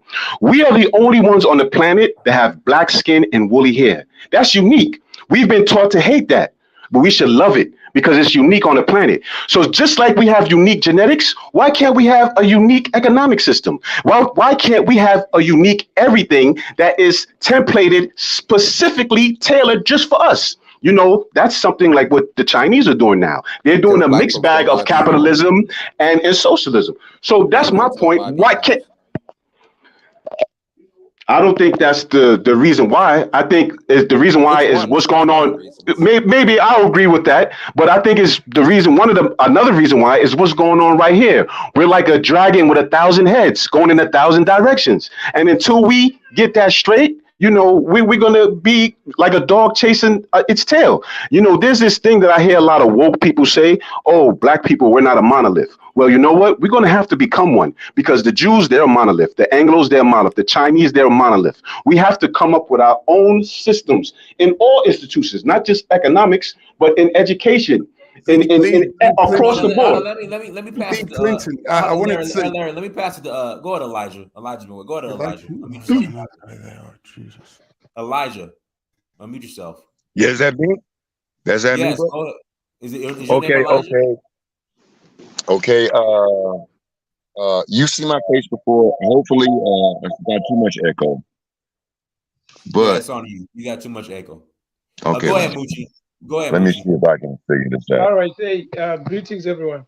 So you know what? I wanted to say. I wanted to say, I don't know why Brandon was trying to disagree with Ellery. Yes, the U.S. is not 100% capitalist economy or society. If as long as you're giving subsidies to companies and you have all these social welfare programs, that it's a mix between capitalism and socialism, even though it's heavy on the capitalist side, because most of the production is controlled by private industry, right? But what I wanted to, the other thing I wanted to say, the other thing was right now I read that in New York, they are giving free hotel rooms to these illegal immigrants, and they are paying $193 a day. Okay, and the mayor of New York, Adams, black man, he has said these people can occupy the hotel rooms until May 2024. That's like socialism 101. Up to May 2024, these people can live in hotels for $193. Yet you have veterans and other American citizens that are sleeping on the streets. So if you're in the US, if you live in California, if you live in New York, those are like socialist states. Those are like socialist states. 100% capitalism doesn't exist in the US, and it's bad, because 100% capitalism, it will be like you're on your own. You're totally on your own, and the goal is just to maximize profit, right? So there's nothing like that. Now, what I can say is this: you have to have a mix of both, because I don't go for 100% socialism either, which says everybody earns the same amount of money and things like that, right? You have a mix. What I like is those countries in Sweden, Denmark, and all that. What they have done is that they try to guarantee a minimum standard of living for all their citizens, right? But how do they do that? What they do is they cap the margin, the differential between, say, a CEO of a company and the guys cleaning the streets. So if you go to Sweden, you probably find that the CEO of a bank, maybe he makes, let's suppose, 100,000 a month. The person who is cleaning maybe will make 10 or 20,000, so maybe 5 to 10 times less. Now, the problem in the US, you get a CEO, he makes 10 million a month, and somebody's making 20,000 or 50,000 a year, or whatever it is. The differentials are so huge, right? Which is why ultimately the US has to give all these benefits, social benefits, because there's a lot of people that get left behind by this, when it's just almost totally 100% capitalism. That's all I have to say. I don't know. I think the youth doesn't understand how the system goes. Greetings, Diana, and to everyone on the panel. I regret that Brandon left and American Rifleman, because I'm the capitalist on the panel, so you can ask me the question. Ask me the question. I'm not going to blow up. Yeah, that's another thing. I feel like we all need to learn, and I just want people to have a longer fuse so that we can teach each other. Each one teach one. But if we get upset because someone doesn't get it, I don't know. But anyway, the point is, so my question is, so in the Jewish world, yes, you see they have a lot of businesses, and you would think they're really strong on capitalism, but they have their little rules. Like, for example, one bakery per street. Like, you can't have two bakeries on the same street. That's like competing against each other, and they don't compete against each other. Or you can have like a barber shop on one street, but you can't have it, You can't have two. So I just want to know, is that considered capitalism? No, that's not capitalism. They're practicing nepotism in conjunction with capitalism. They're practicing a form of nationalism in conjunction with capitalism. That's the problem. If you want to use capitalism to be successful on your own, good for you. Go for it. But if you want to practice something where you're working with a collective, you're going to have to show me where in the ideology of capitalism it talks about that, because it doesn't. Well, it's group economics.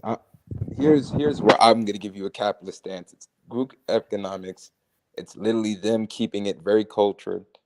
And Somalis do it in America, because I know in LA, because I'm here in California, I know 2 Somali families, and they all keep it in the house, where they utilize, I guess you would say, a very communistic aspect of, we're going to roll 20 deep, but we're all going to utilize the aspects of our attorneys, situations of figuring out how to get property managers, development, business brokers. So pretty much they're utilizing all the components of capitalism and keeping it, what O'Boy said, nationalist in place as well. So really, capitalism, they call it impact investing, where if a company makes $100 million, there are benefits of tax credits where if he set aside 5 to 10% of his money, preferably in an opportunity zone. I don't know if anybody in the UK know what an opportunity zone is.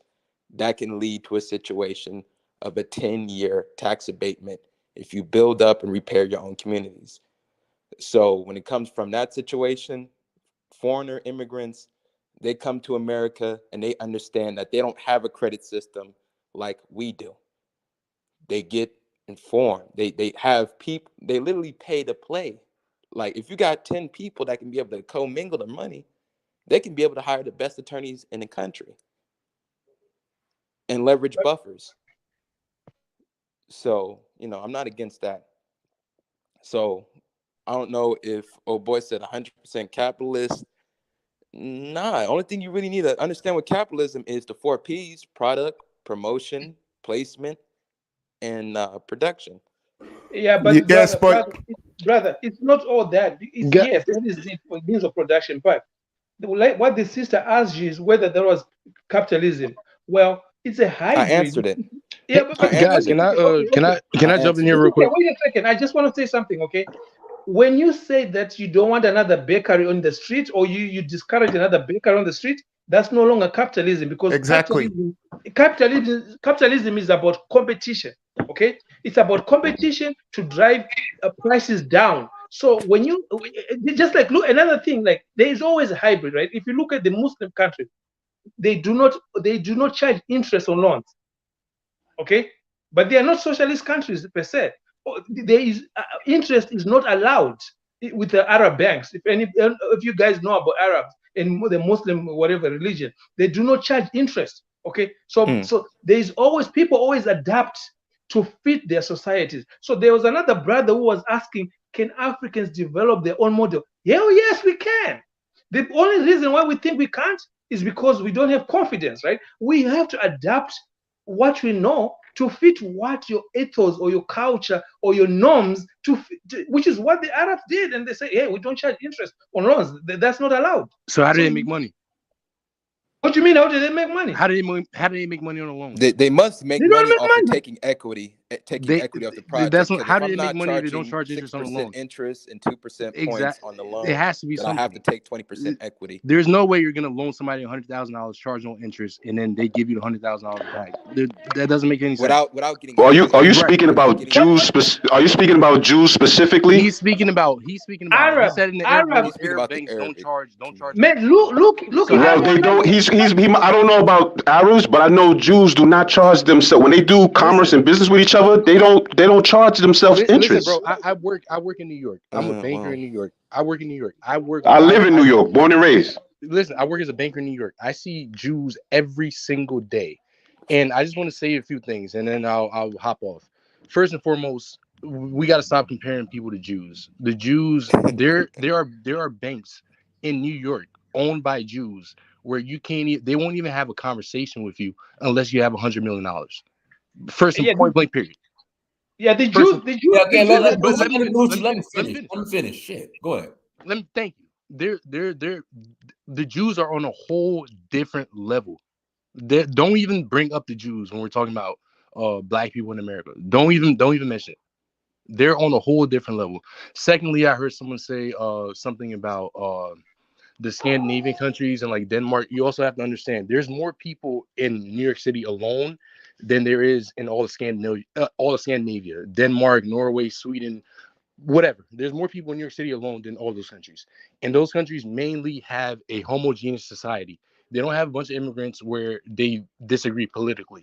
And the last thing is Denmark and some of those Scandinavian countries, how they pay for all their healthcare and all this these socialist ideals, they have some of the highest corporate tax rates in the world. Point blank period. They do. Look it up. So we can't operate like that. Capitalism is actually paying for all those socialist programs because guess what?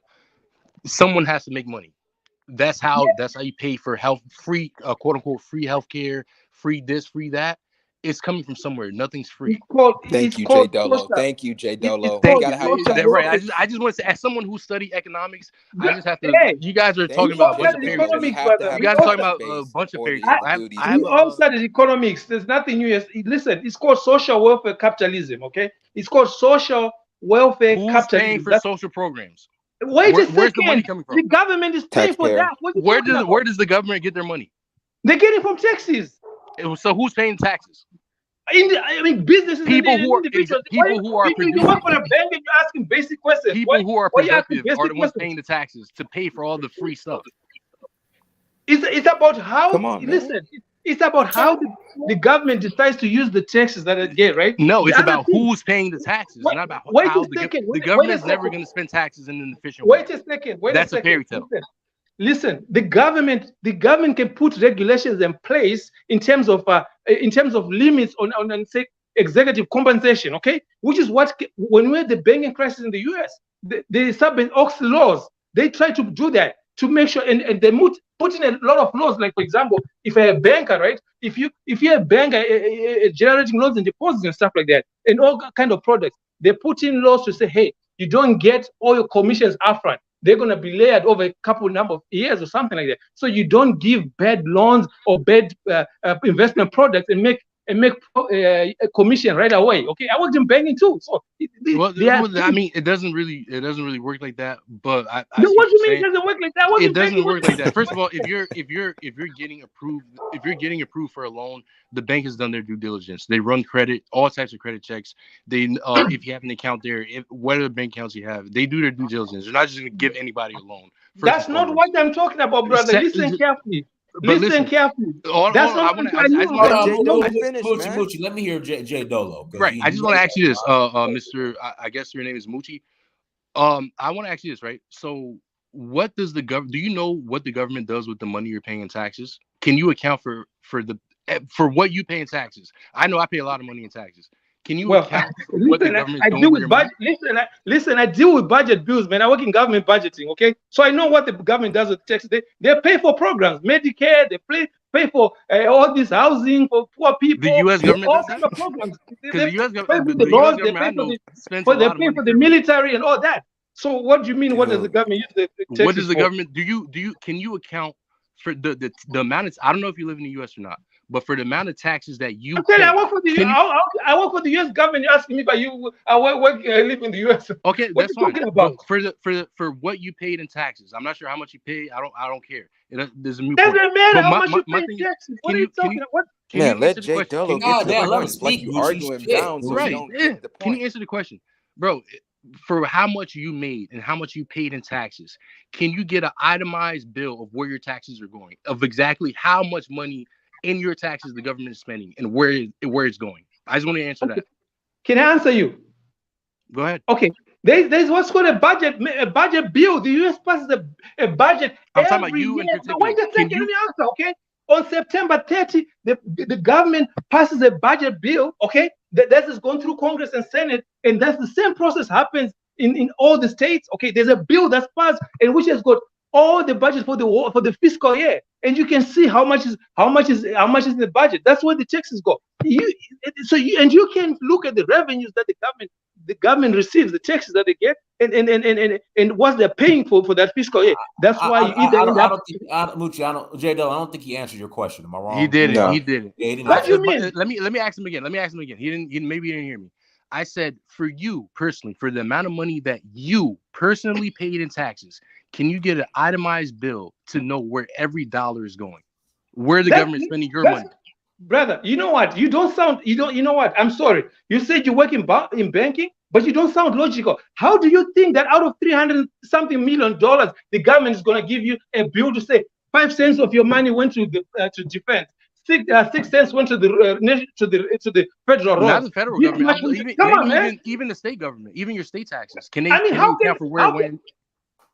How can they do it for an individual? Man, they can do that because everyone has a taxpayer ID. They can track how much you pay in taxes. Absolutely, they can. Yes, but why would you want them to? Because I want to know where my money is going. If it's coming out of my taxes, I want you can know how you can know how it's going. It's called budget allocation, Moochie. You can right. If I have an individual taxpayer ID and I can see how much my tax return is, how much exactly I paid in taxes, they can give me a breakdown of where it's going. So let me ask you this. So you want them to say, well, you know what? They paved the road for 20 miles. They said your contribution was $2. This I person want to know exactly where my taxes are going and how much. Yes. Listen. How doesn't that make sense? What the government tells you that the citizens of the state. So wait. So I should just. Let me ask them. So I should just work. I should work. Have money coming out of my check every. Let me finish. Let me tell you because I work for this now. Let me finish. I should just work. Have money coming out of my check. Pay taxes. And have no idea where the money is going, and just trust the government that they're doing the right thing with it. Is that what you're telling me? No, you don't. That's exactly what you're telling me. Listen, there is a record of tax revenues, okay? There's a record of tax revenues from all the corporates and all the private citizens, okay? So you know the credits and the debits, okay? You know the balance, so you know how much. No, we don't, because government wastes a lot of money. Government has a lot of fruit. You're talking about something different when you say. No, I'm talking about government spending. I'm talking about where my tax money is going. That's exactly what I'm talking about. So okay, so you mentioned Go to Larry. They'll pass the African devil. Go to Larry. Thanks. So you've pointed out something which is a flaw in the government. We all live in a mixed economy. Okay, fine. How is a capitalist system going to provide you with every single detail on your taxes? Taxes in general is not part of the capitalist system. Taxes is government. So it's not ideally in capitalism, full capitalism, we wouldn't pay taxes, or at least we pay. Is that what you're pushing? You're pushing for a full. I'm not pushing that. I'm just telling you what the reality is. When we're talking about government taxes, that has nothing to do with capitalism. Okay, what do you support the idea of what they're saying, capitalism being the solution for Pan-Africanism? Is that what you're saying? I mean, is there a better system? But is that the system you're promoting? Is what I want to understand, because I'm trying to understand your point. You want to know what you're listen, you want to know what you're claiming, my stance on it is there's a great quote. It says, "Capitalism is the worst system except for any other system." So if anyone can please show me a way that we can build wealth, compete on a global economy, and not do it in a capitalistic way, please, someone explain. I'd love to hear. We already did it already. Let me ask we did that before. Wait. Let me ask you one question. So we can compete. We can compete on a global stage without. Okay, fine. So just to understand. Let me ask this guy one question, Ellen, please. Just one question. Let the British dude talk, man. Excuse me. If you say that in a pure capitalist system, taxes are not part of it, okay? So can you please explain how commerce will be conducted? Because all these roads that link all the states in the US, they are paid for by taxes. Okay, the defense that is shooting all the balloons in the air is paid by taxes. Okay, the state parks, all these national parks, they are maintained by state taxes. Okay, all the pollution, the waters out, the waterways, they are maintained through state taxes. What kind of system are you talking about that would not big government? That's big government. That's exactly big government. Right. So I feel we as a capitalist, I'm not trying to tax you. I might give you in a all flat honesty, tax of 5 to 10%, but I am not trying to get 33 of a third of your pocket. Exactly. Thank you, that's fine what you're saying, but the problem. That's not a flawed argument. Problem. That happens in Can I every just finish country. what I'm saying? I'm just responding to what you're saying. So my what you guys are talking about taxes and how it will work in capitalism, that's fine. But it's basically just theory. You don't actually have like a working model, a case study from any country. Yes, we do have a case study. We have supply side economics. That happened, actually, that was in 1981 and 1983 when we had inflation, when the interest rates was hiked down from a centralistic standpoint. We had to bring supply down by using supply side economics, tax cuts, and tax credits to production, manufacturing, warehousing, and industrials. But taxes still existed in 1981 in America. People were still being taxed. Yes, it's a mixture combination of both government and supply side economics implemented by big government. I think we're talking past each other. You're talking about a 100. You're talking about is capitalism. As I'm saying, you're talking about a 100% capitalist model. And the other guy is talking about I gave you a model that you can research. Supply side. You guys are talking over me. It's not 100% capitalist. Just stop being talking over. I'm mute. I can't even finish my statement. So it's important. Look, it's very simple. Are you promoting a 100% capitalist model? And if you're making that's claims, not what we're saying. We're saying that in terms of the topic. What model are you promoting? What model are you promoting? In terms of the topic. In terms of the topic. We're saying that, me personally, I'm saying that to compete on a global scale with the rest of the world, you're talking about China, Japan, the Jews, we're going to have to adapt a capitalist system where we trade with other nations and we import and export. It's really just that simple. There's no thriving communist country. There's no thriving socialism. That's fine. Nobody's here to promote socialism. So you're talking about getting your. I'm talking about on a world stage. We're going to have to I've heard you say that. Okay, so fine. Can you then tell me how does that promote people working together as a collective? Group economics coming together has nothing to do with capitalism. If I start a company in America and I have a subsidiary in Africa, I can hire across the border. I can trade across the border.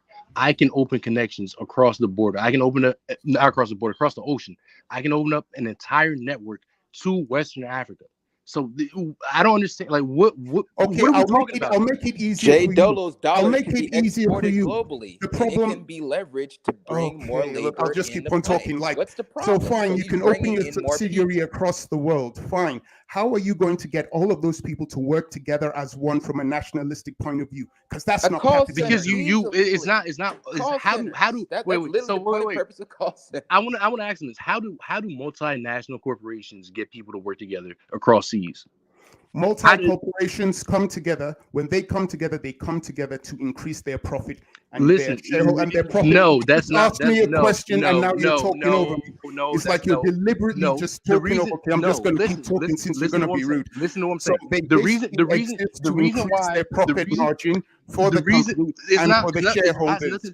They're not working. They're not implementing nepotism or nationalism or economics. I'm not talking about money right now. I'm talking about just the structure. I'm talking about just the structure. How is Nike an American company but has so many employees overseas, has so many offices overseas? It has everything to do with structure. It has everything to do with structure. Is the structure nationalistic? It's multinational. I'm glad Nike's a good example of capitalism because they took all those jobs away from America and now they employ cheap labor. That's not capitalism. Ideally, if they were practicing nationalism, they would have kept their factories in America. They would have employed Americans. But they were only interested in the profit, so they took it all the way to China. Yeah, then we you guys are international people. I know you heard that term on BBC News. Because group economics has nothing to do with capitalism. That's the problem you guys don't seem to understand. If you want to make multinational corporations has nothing to do with capitalism, that's fine. Are you serious? One mic. I know they just keep talking over me for some reason. You are talking over trying to say. You see, now he's doing it again. As I was trying to say, if you want to make profit, that's fine. If you want to make individual profit, nothing is wrong with that. Good for you. Go for that.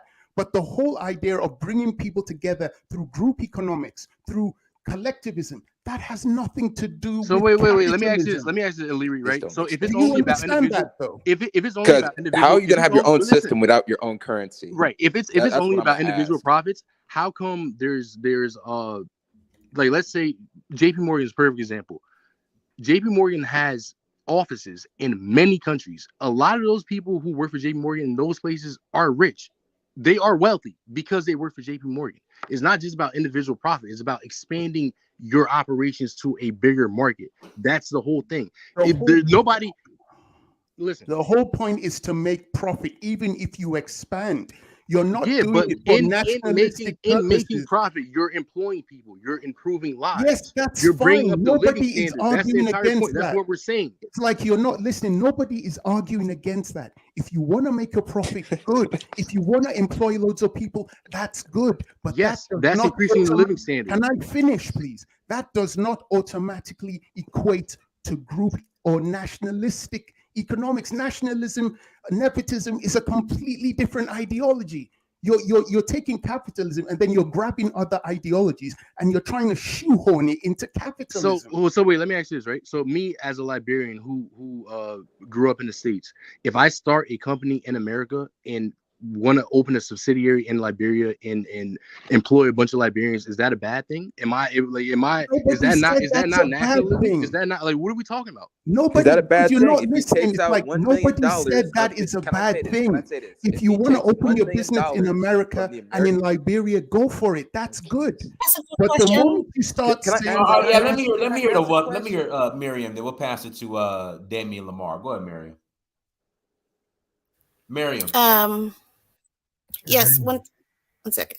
I wanted to ask two questions. One is, well, I wish Brandon was still here, but maybe the real financial can answer. I wanted to ask, what was the time frame that Brandon was talking about that America was doing pure capitalism and that's how it got to where it is?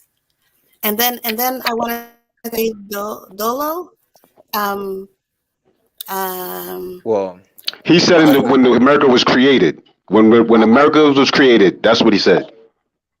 I can explain my point of view, but I can't explain what Brandon, because I just came in. Yeah. We'll say that for Brandon. Dolo left. African Devil. Go ahead, African Devil.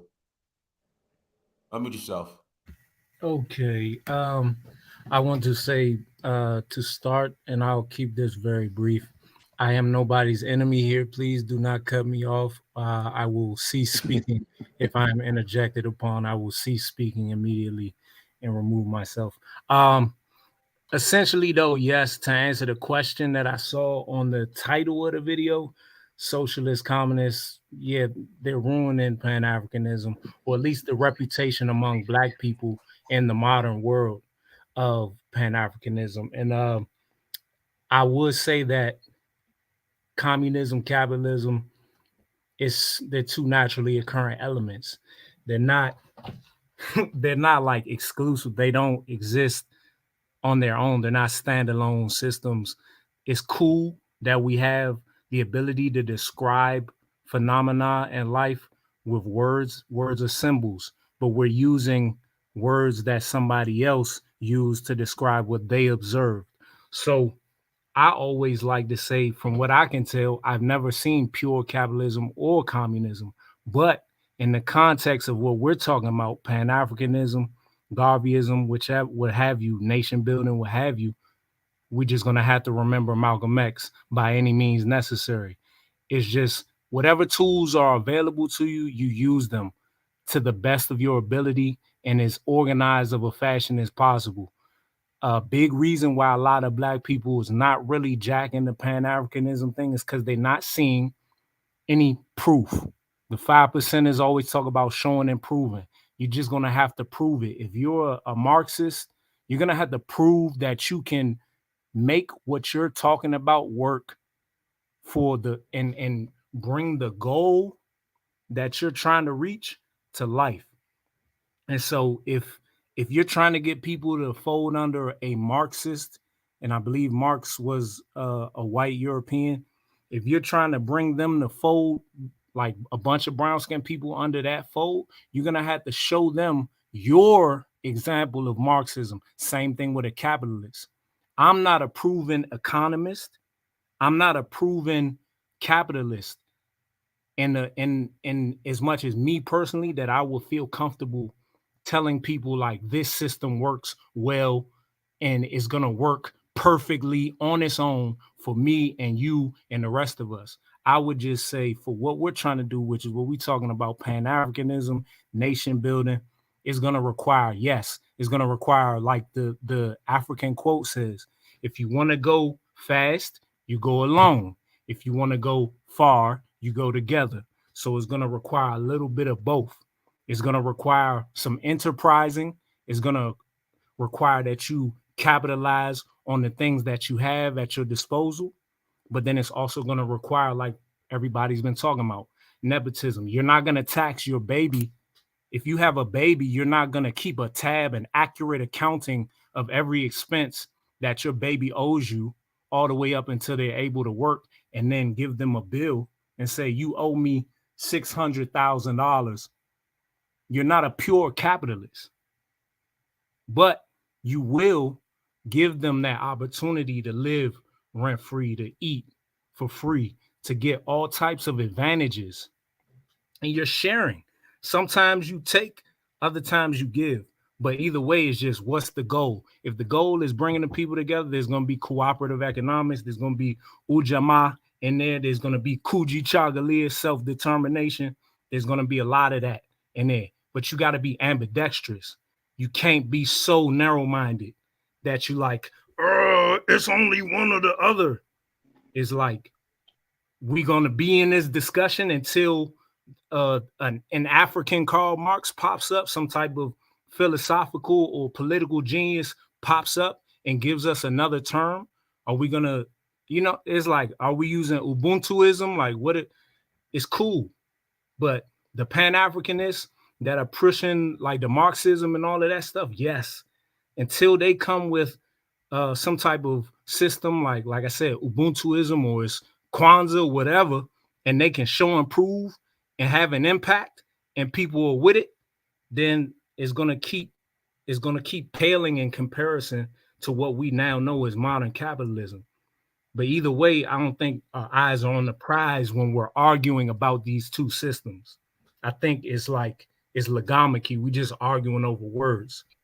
All right, let me pass it. Damian Lamar, go ahead and pass the HRA. HRH, thank you for the super chat. Then we'll close out. Go ahead, Damian Lamar. So Marcus Garvey said, "A United States of Africa at home and abroad." And I don't really feel, I don't feel like everybody is really serious about nationhood, because, you got the nations in Africa who really got that political clout, but then you got us here in America who really got that economic clout. We talk about that 1.something trillion that we spend. If we were really serious, Africans on the continent will only be doing business with us.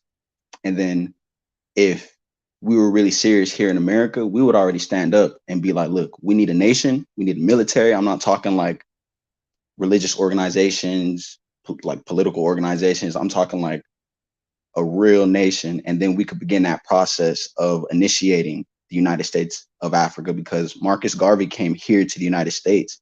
He came here to America and said that he didn't go to Africa. He wasn't in the Caribbean. He came here and he said the United States at home and abroad for our people. So I think that when we talk about Pan-Africanism, because there's so much money being spent by these other nations, communism, socialism, all these isms and schisms, we haven't really bigged up Pan-Africanism.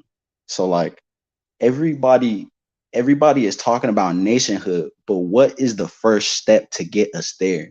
Because we're regardless of what we call ourselves, I call myself a Moor, you know what I'm saying? Like, we are a nation of people here, and we got to link up with our brothers and sisters on the continent and in the Caribbean. It's about 65 Black nations in the world, and we're over here vying about communism, socialism. I'm a Pan-Africanist. I want a United States of Africa, and the United States of Africa doesn't just look like the 56 countries in Africa united. That looks like the Caribbean countries. That looks like us here in America. That looks like us using our economic that 1 point something trillion that we spend a year buying those African products, employing our African brothers and sisters, investing in the continent, investing in the Caribbean. If we're not talking about investing, if we're talking about communism, which is owning this and owning all that, like, nah, we need to take it back down to the basics, and we need to really figure out what Garvey meant when he said a United States of Africa for Africans at home and abroad. And then we need to build on that, because right now, from just like listening, like everybody is stuck on all these other people's political orientations, and these political orientations don't have nothing to do with us. These political orientations have like helped these other countries keep their foot on our necks. So like I wouldn't say just not use them, but we got 65, 66 Black nations in the world total. So what's to stop the so-called Black Americans here from being capitalist? What's to stop the African countries from being socialist and owning and controlling all means of production? What's to stop the Caribbeans from having their own political system? And then what's to stop us from spreading and sharing that wealth amongst all of us? I don't think people are serious. I don't think people are serious, because when we really talk about nationhood, we're not talking about having one of these 65 nations recognize us as a state body or as a country, as a body politic, so that we could get our military, so that we could do this, so that we could protect ourselves, so that we could own and control our means of production here, so that we can invest. When Maurice Bishop was he's the president, at one point in time was the president of Grenada, he was investing heavily in Caribbean nations. And then when we look at Libya, he was investing heavily in other African countries. You know what I'm saying? Like, so I'm just looking at it like, if we're really, I don't care about, what was it? What did Kwame Nkrumah say? The independence of Ghana is meaningless. Hey, brother, let me pass it to HRH real quick. We're going to close out soon, but thank you, brother. He said the independence. All right, brother. I just want to end with this quote: "The independence of Ghana is meaningless unless it's linked up with the unity of our brothers and sisters." That's all I got to say. You know what I'm saying? HRH, go ahead. How's everybody doing today? Hope everyone's doing good. Bro, you're talking real low. We can barely hear you, like you're whispering. Can you hear me now? It's a little bit better, but go ahead. All right, let me try my best to talk loud. All right, so I hopped on late. Sorry, everybody. But I just want to say something, all right? So we're engaging in this topic, and it sounds amazing. By the way, thank you, Prince. But in all my years of listening to things like this, I always tell myself, who are we engaging with? When I say who are we engaging with, I'm talking about us in diaspora, right? So let's talk about Africa for example. Most people here who are not born in Africa or who are just raised in America of Black descent, right? When we engage with Africans, most of the time we engage with Africans seeking greener pastures. Is that correct? Okay. So we are not engaging with the people who actually could listen and actually do something about this. We engage with people who have some kind of gripe with the motherland, or like I said, seeking greener pasture. But this would not move forward until we engage with those people that matter. I'm not saying we all don't matter, but there is a sense of American exceptionalism that comes with the diaspora when they talk about this issue. I'm not saying with everybody, but we also have to know there's another narrative of how Pan-Africanism is seen. And I will leave my topic there. Thank you, everybody. All right, go ahead, Philip. Then we'll close out. Okay. Hey, Dynast, thanks for having me on. When we first started this, I said, Dynast, from the very beginning, we got to stay away from this debate because it's a debate that Mzungus just don't have. They don't care if it's capitalist, communist, whatever, fascist. They only care about the results and the finances for them. And they're willing to apply whatever system they need to get the bag. But when they come to Asian people, African people, then they give us a whole bunch of ideology and we wind up fighting amongst each other instead of working to get our own bag. And the reason why I say that is very simple. I see it in the chat where we're going back and forth at each other and we're fighting. This was a failure. This was a success. Look, here's the deal. The United States, from its inception, was never, never, never a purely capitalist country. It was not. It was not. And it isn't now. I gave a couple of examples in the chat. The toxic assets program that the Fed is running, is that capitalist? Centralist. Literally, they're buying all the bad debt that the big banks have, and they're printing new money from tax dollars. Is that capitalist? Anyone? Central. That's the centralist plan. So no, that's not. That's them playing matchmaker. Correct. How about not this? matchmaker, playing whale? Sorry about that. How about the quantitative easing, where they're printing money? They're printing money beyond our tax basis, printing it. Is that capitalist? No, no, it's not. No, even if it does help the stock market, no, that's toxic assets. Okay, so stop that need to be sold off. So stop it. We don't live in a pure capitalist country. We don't live in a pure socialist country. It's a mixed economy. If you want a pure capitalist country, I point you to Somalia. They don't collect taxes.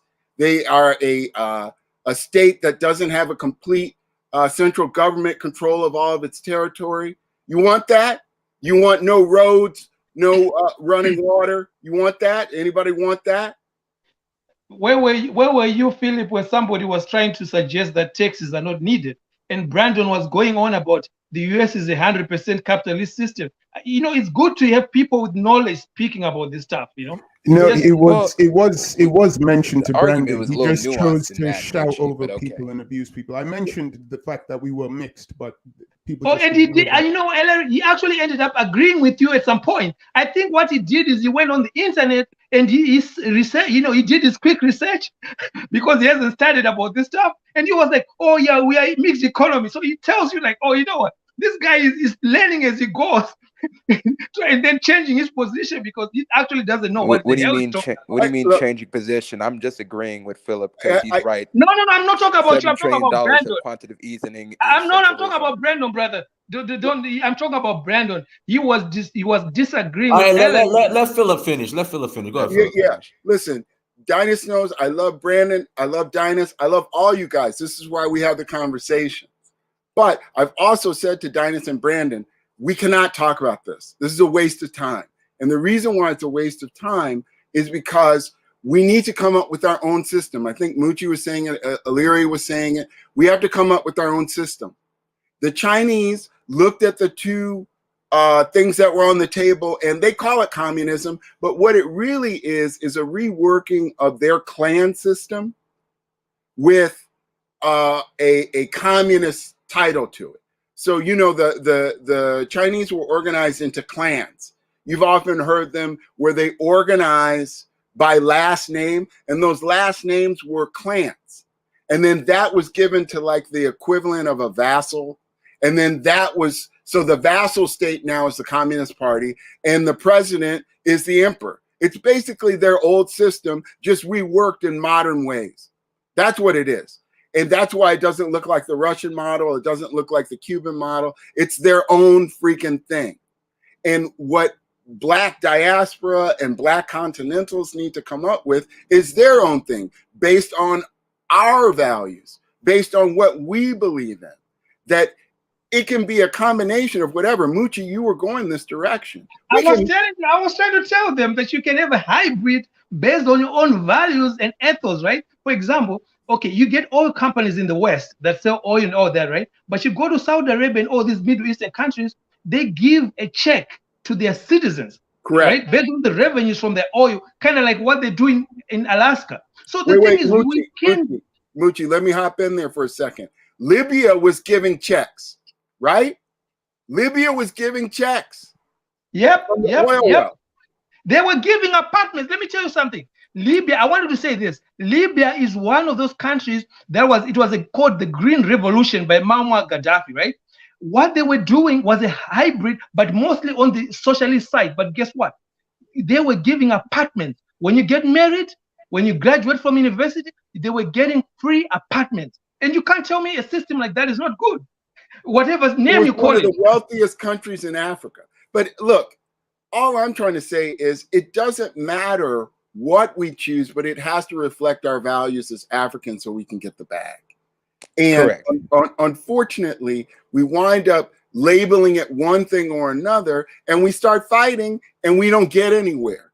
The reality of it is that we don't have a structure, it seems like, in most of the African countries where you can collect taxes.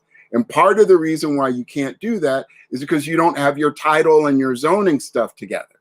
So because you don't have that, you can't collect taxes, which means that you can't enter the bond market with anything that's meaningful that people that can invest in.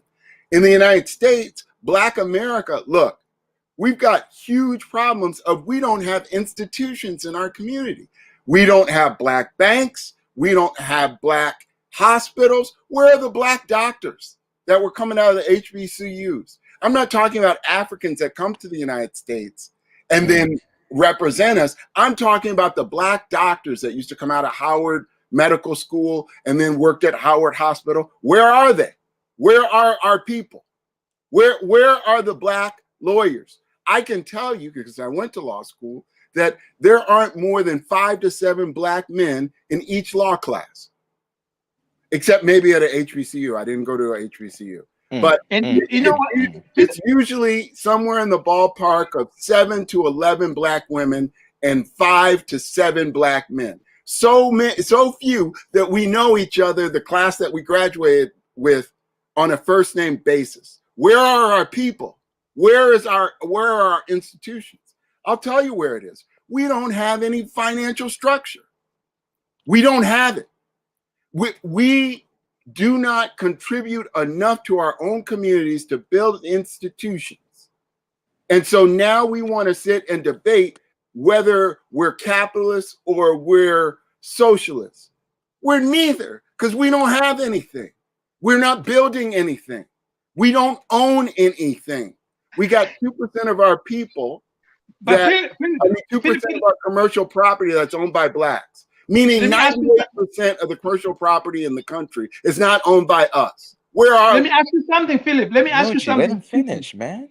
I want to ask him as he talks. It's okay. It's a discussion. I can ask him. Philip, somebody was trying to say that if you work, you're a capitalist. What do you think about that? It's a joke. If you're a W-2 worker, you are not a capitalist. You're a W-2 worker. You are fawning a billionaire who you do not identify with because you're not in the same situation. Let me say it for the people in the back. A capitalist lives off of their capital investments, meaning that they take money that they have and they invest it and live off of that money. If you are not doing that, you are not a capitalist because you don't have enough money. End of story. The end. I agree. Now, Philip, I got a question for you. How is capital created though? Like if there's no monetary system, could how does that, how does like an archaic system morph into capitalism? Is there a capitalist at the beginning of the system, or like how is capital created? Well, let's go back to how the Europeans did it. The Europeans were in a system called feudalism. And in feudalism, at that time, it was run by the king. The king had a set of lords, and then everything was in hard castes. So at the bottom of that were the peasants called serfs. And those serfs basically worked the land. They had no property rights. They just worked. And then the money that was excess was moved up to the higher levels of the society. So how did that system morph into what we have now? It was actually something very simple. What happened was people started getting pissed off with the problem of the Lucky Sperm Club, which is that when you have rulers, they have children, and those children may or may not be qualified to rule. And so it's basically the lucky sperm if you're related to the king or not. And so bottom line was people started getting pissed off because they would get bad kings because that guy that was the son was an idiot. So then what you had was the Glorious Revolution, where the king was pushed back and the merchant class was elevated. So the merchant class then took over some of the role of the king. And then that system existed for a certain amount of time. But at the same moment is when they start the age of discovery. And what you're talking about mercantilism. Yes, mercantilism. And so what eventually happens is these guys figure out, look, we need more serfs because we've discovered this new land in the West, the Americas, and we don't have enough people to do it. You know who our serfs are going to be? Everybody on this damn panel. That's who the serfs is going to be. The serfs is going to be a permanent cast of people that are going to give their labor for free to our system. That's how they did it. And when they got to the United States and the various areas of the Americas, they also tried to make the native people their serfs. The problem was that those people actually existed in the land before they got there. And so they had wars. And you can go back and look and see. They tried. But if you live on someplace and then somebody comes to enslave you, then it's very difficult. As you see in Africa now, they were unsuccessful in taking over the whole place. It's very hard to do. What they did was they were able to create an economic system to keep the things in place. But they actually ruled through a petty bourgeoisie of people that look like the people who are there. In the case of the Americas, they just genocided them. That's how they created it. So that system is why we are a failure class, the floor of these economies, period, full stop, whether we're in Africa or in the Americas. They made us the floor. They made us the serfs. And from that excess, they made themselves wealthy. It's not brain surgery. No, Philip, I have a question for you. No, we're going to close out. Everyone, thank you so much for joining. Like, share, subscribe. Until next time, family, Dinah's Search for Who. All right, man. Have a blessed one, y'all. Thank you, Dinah's.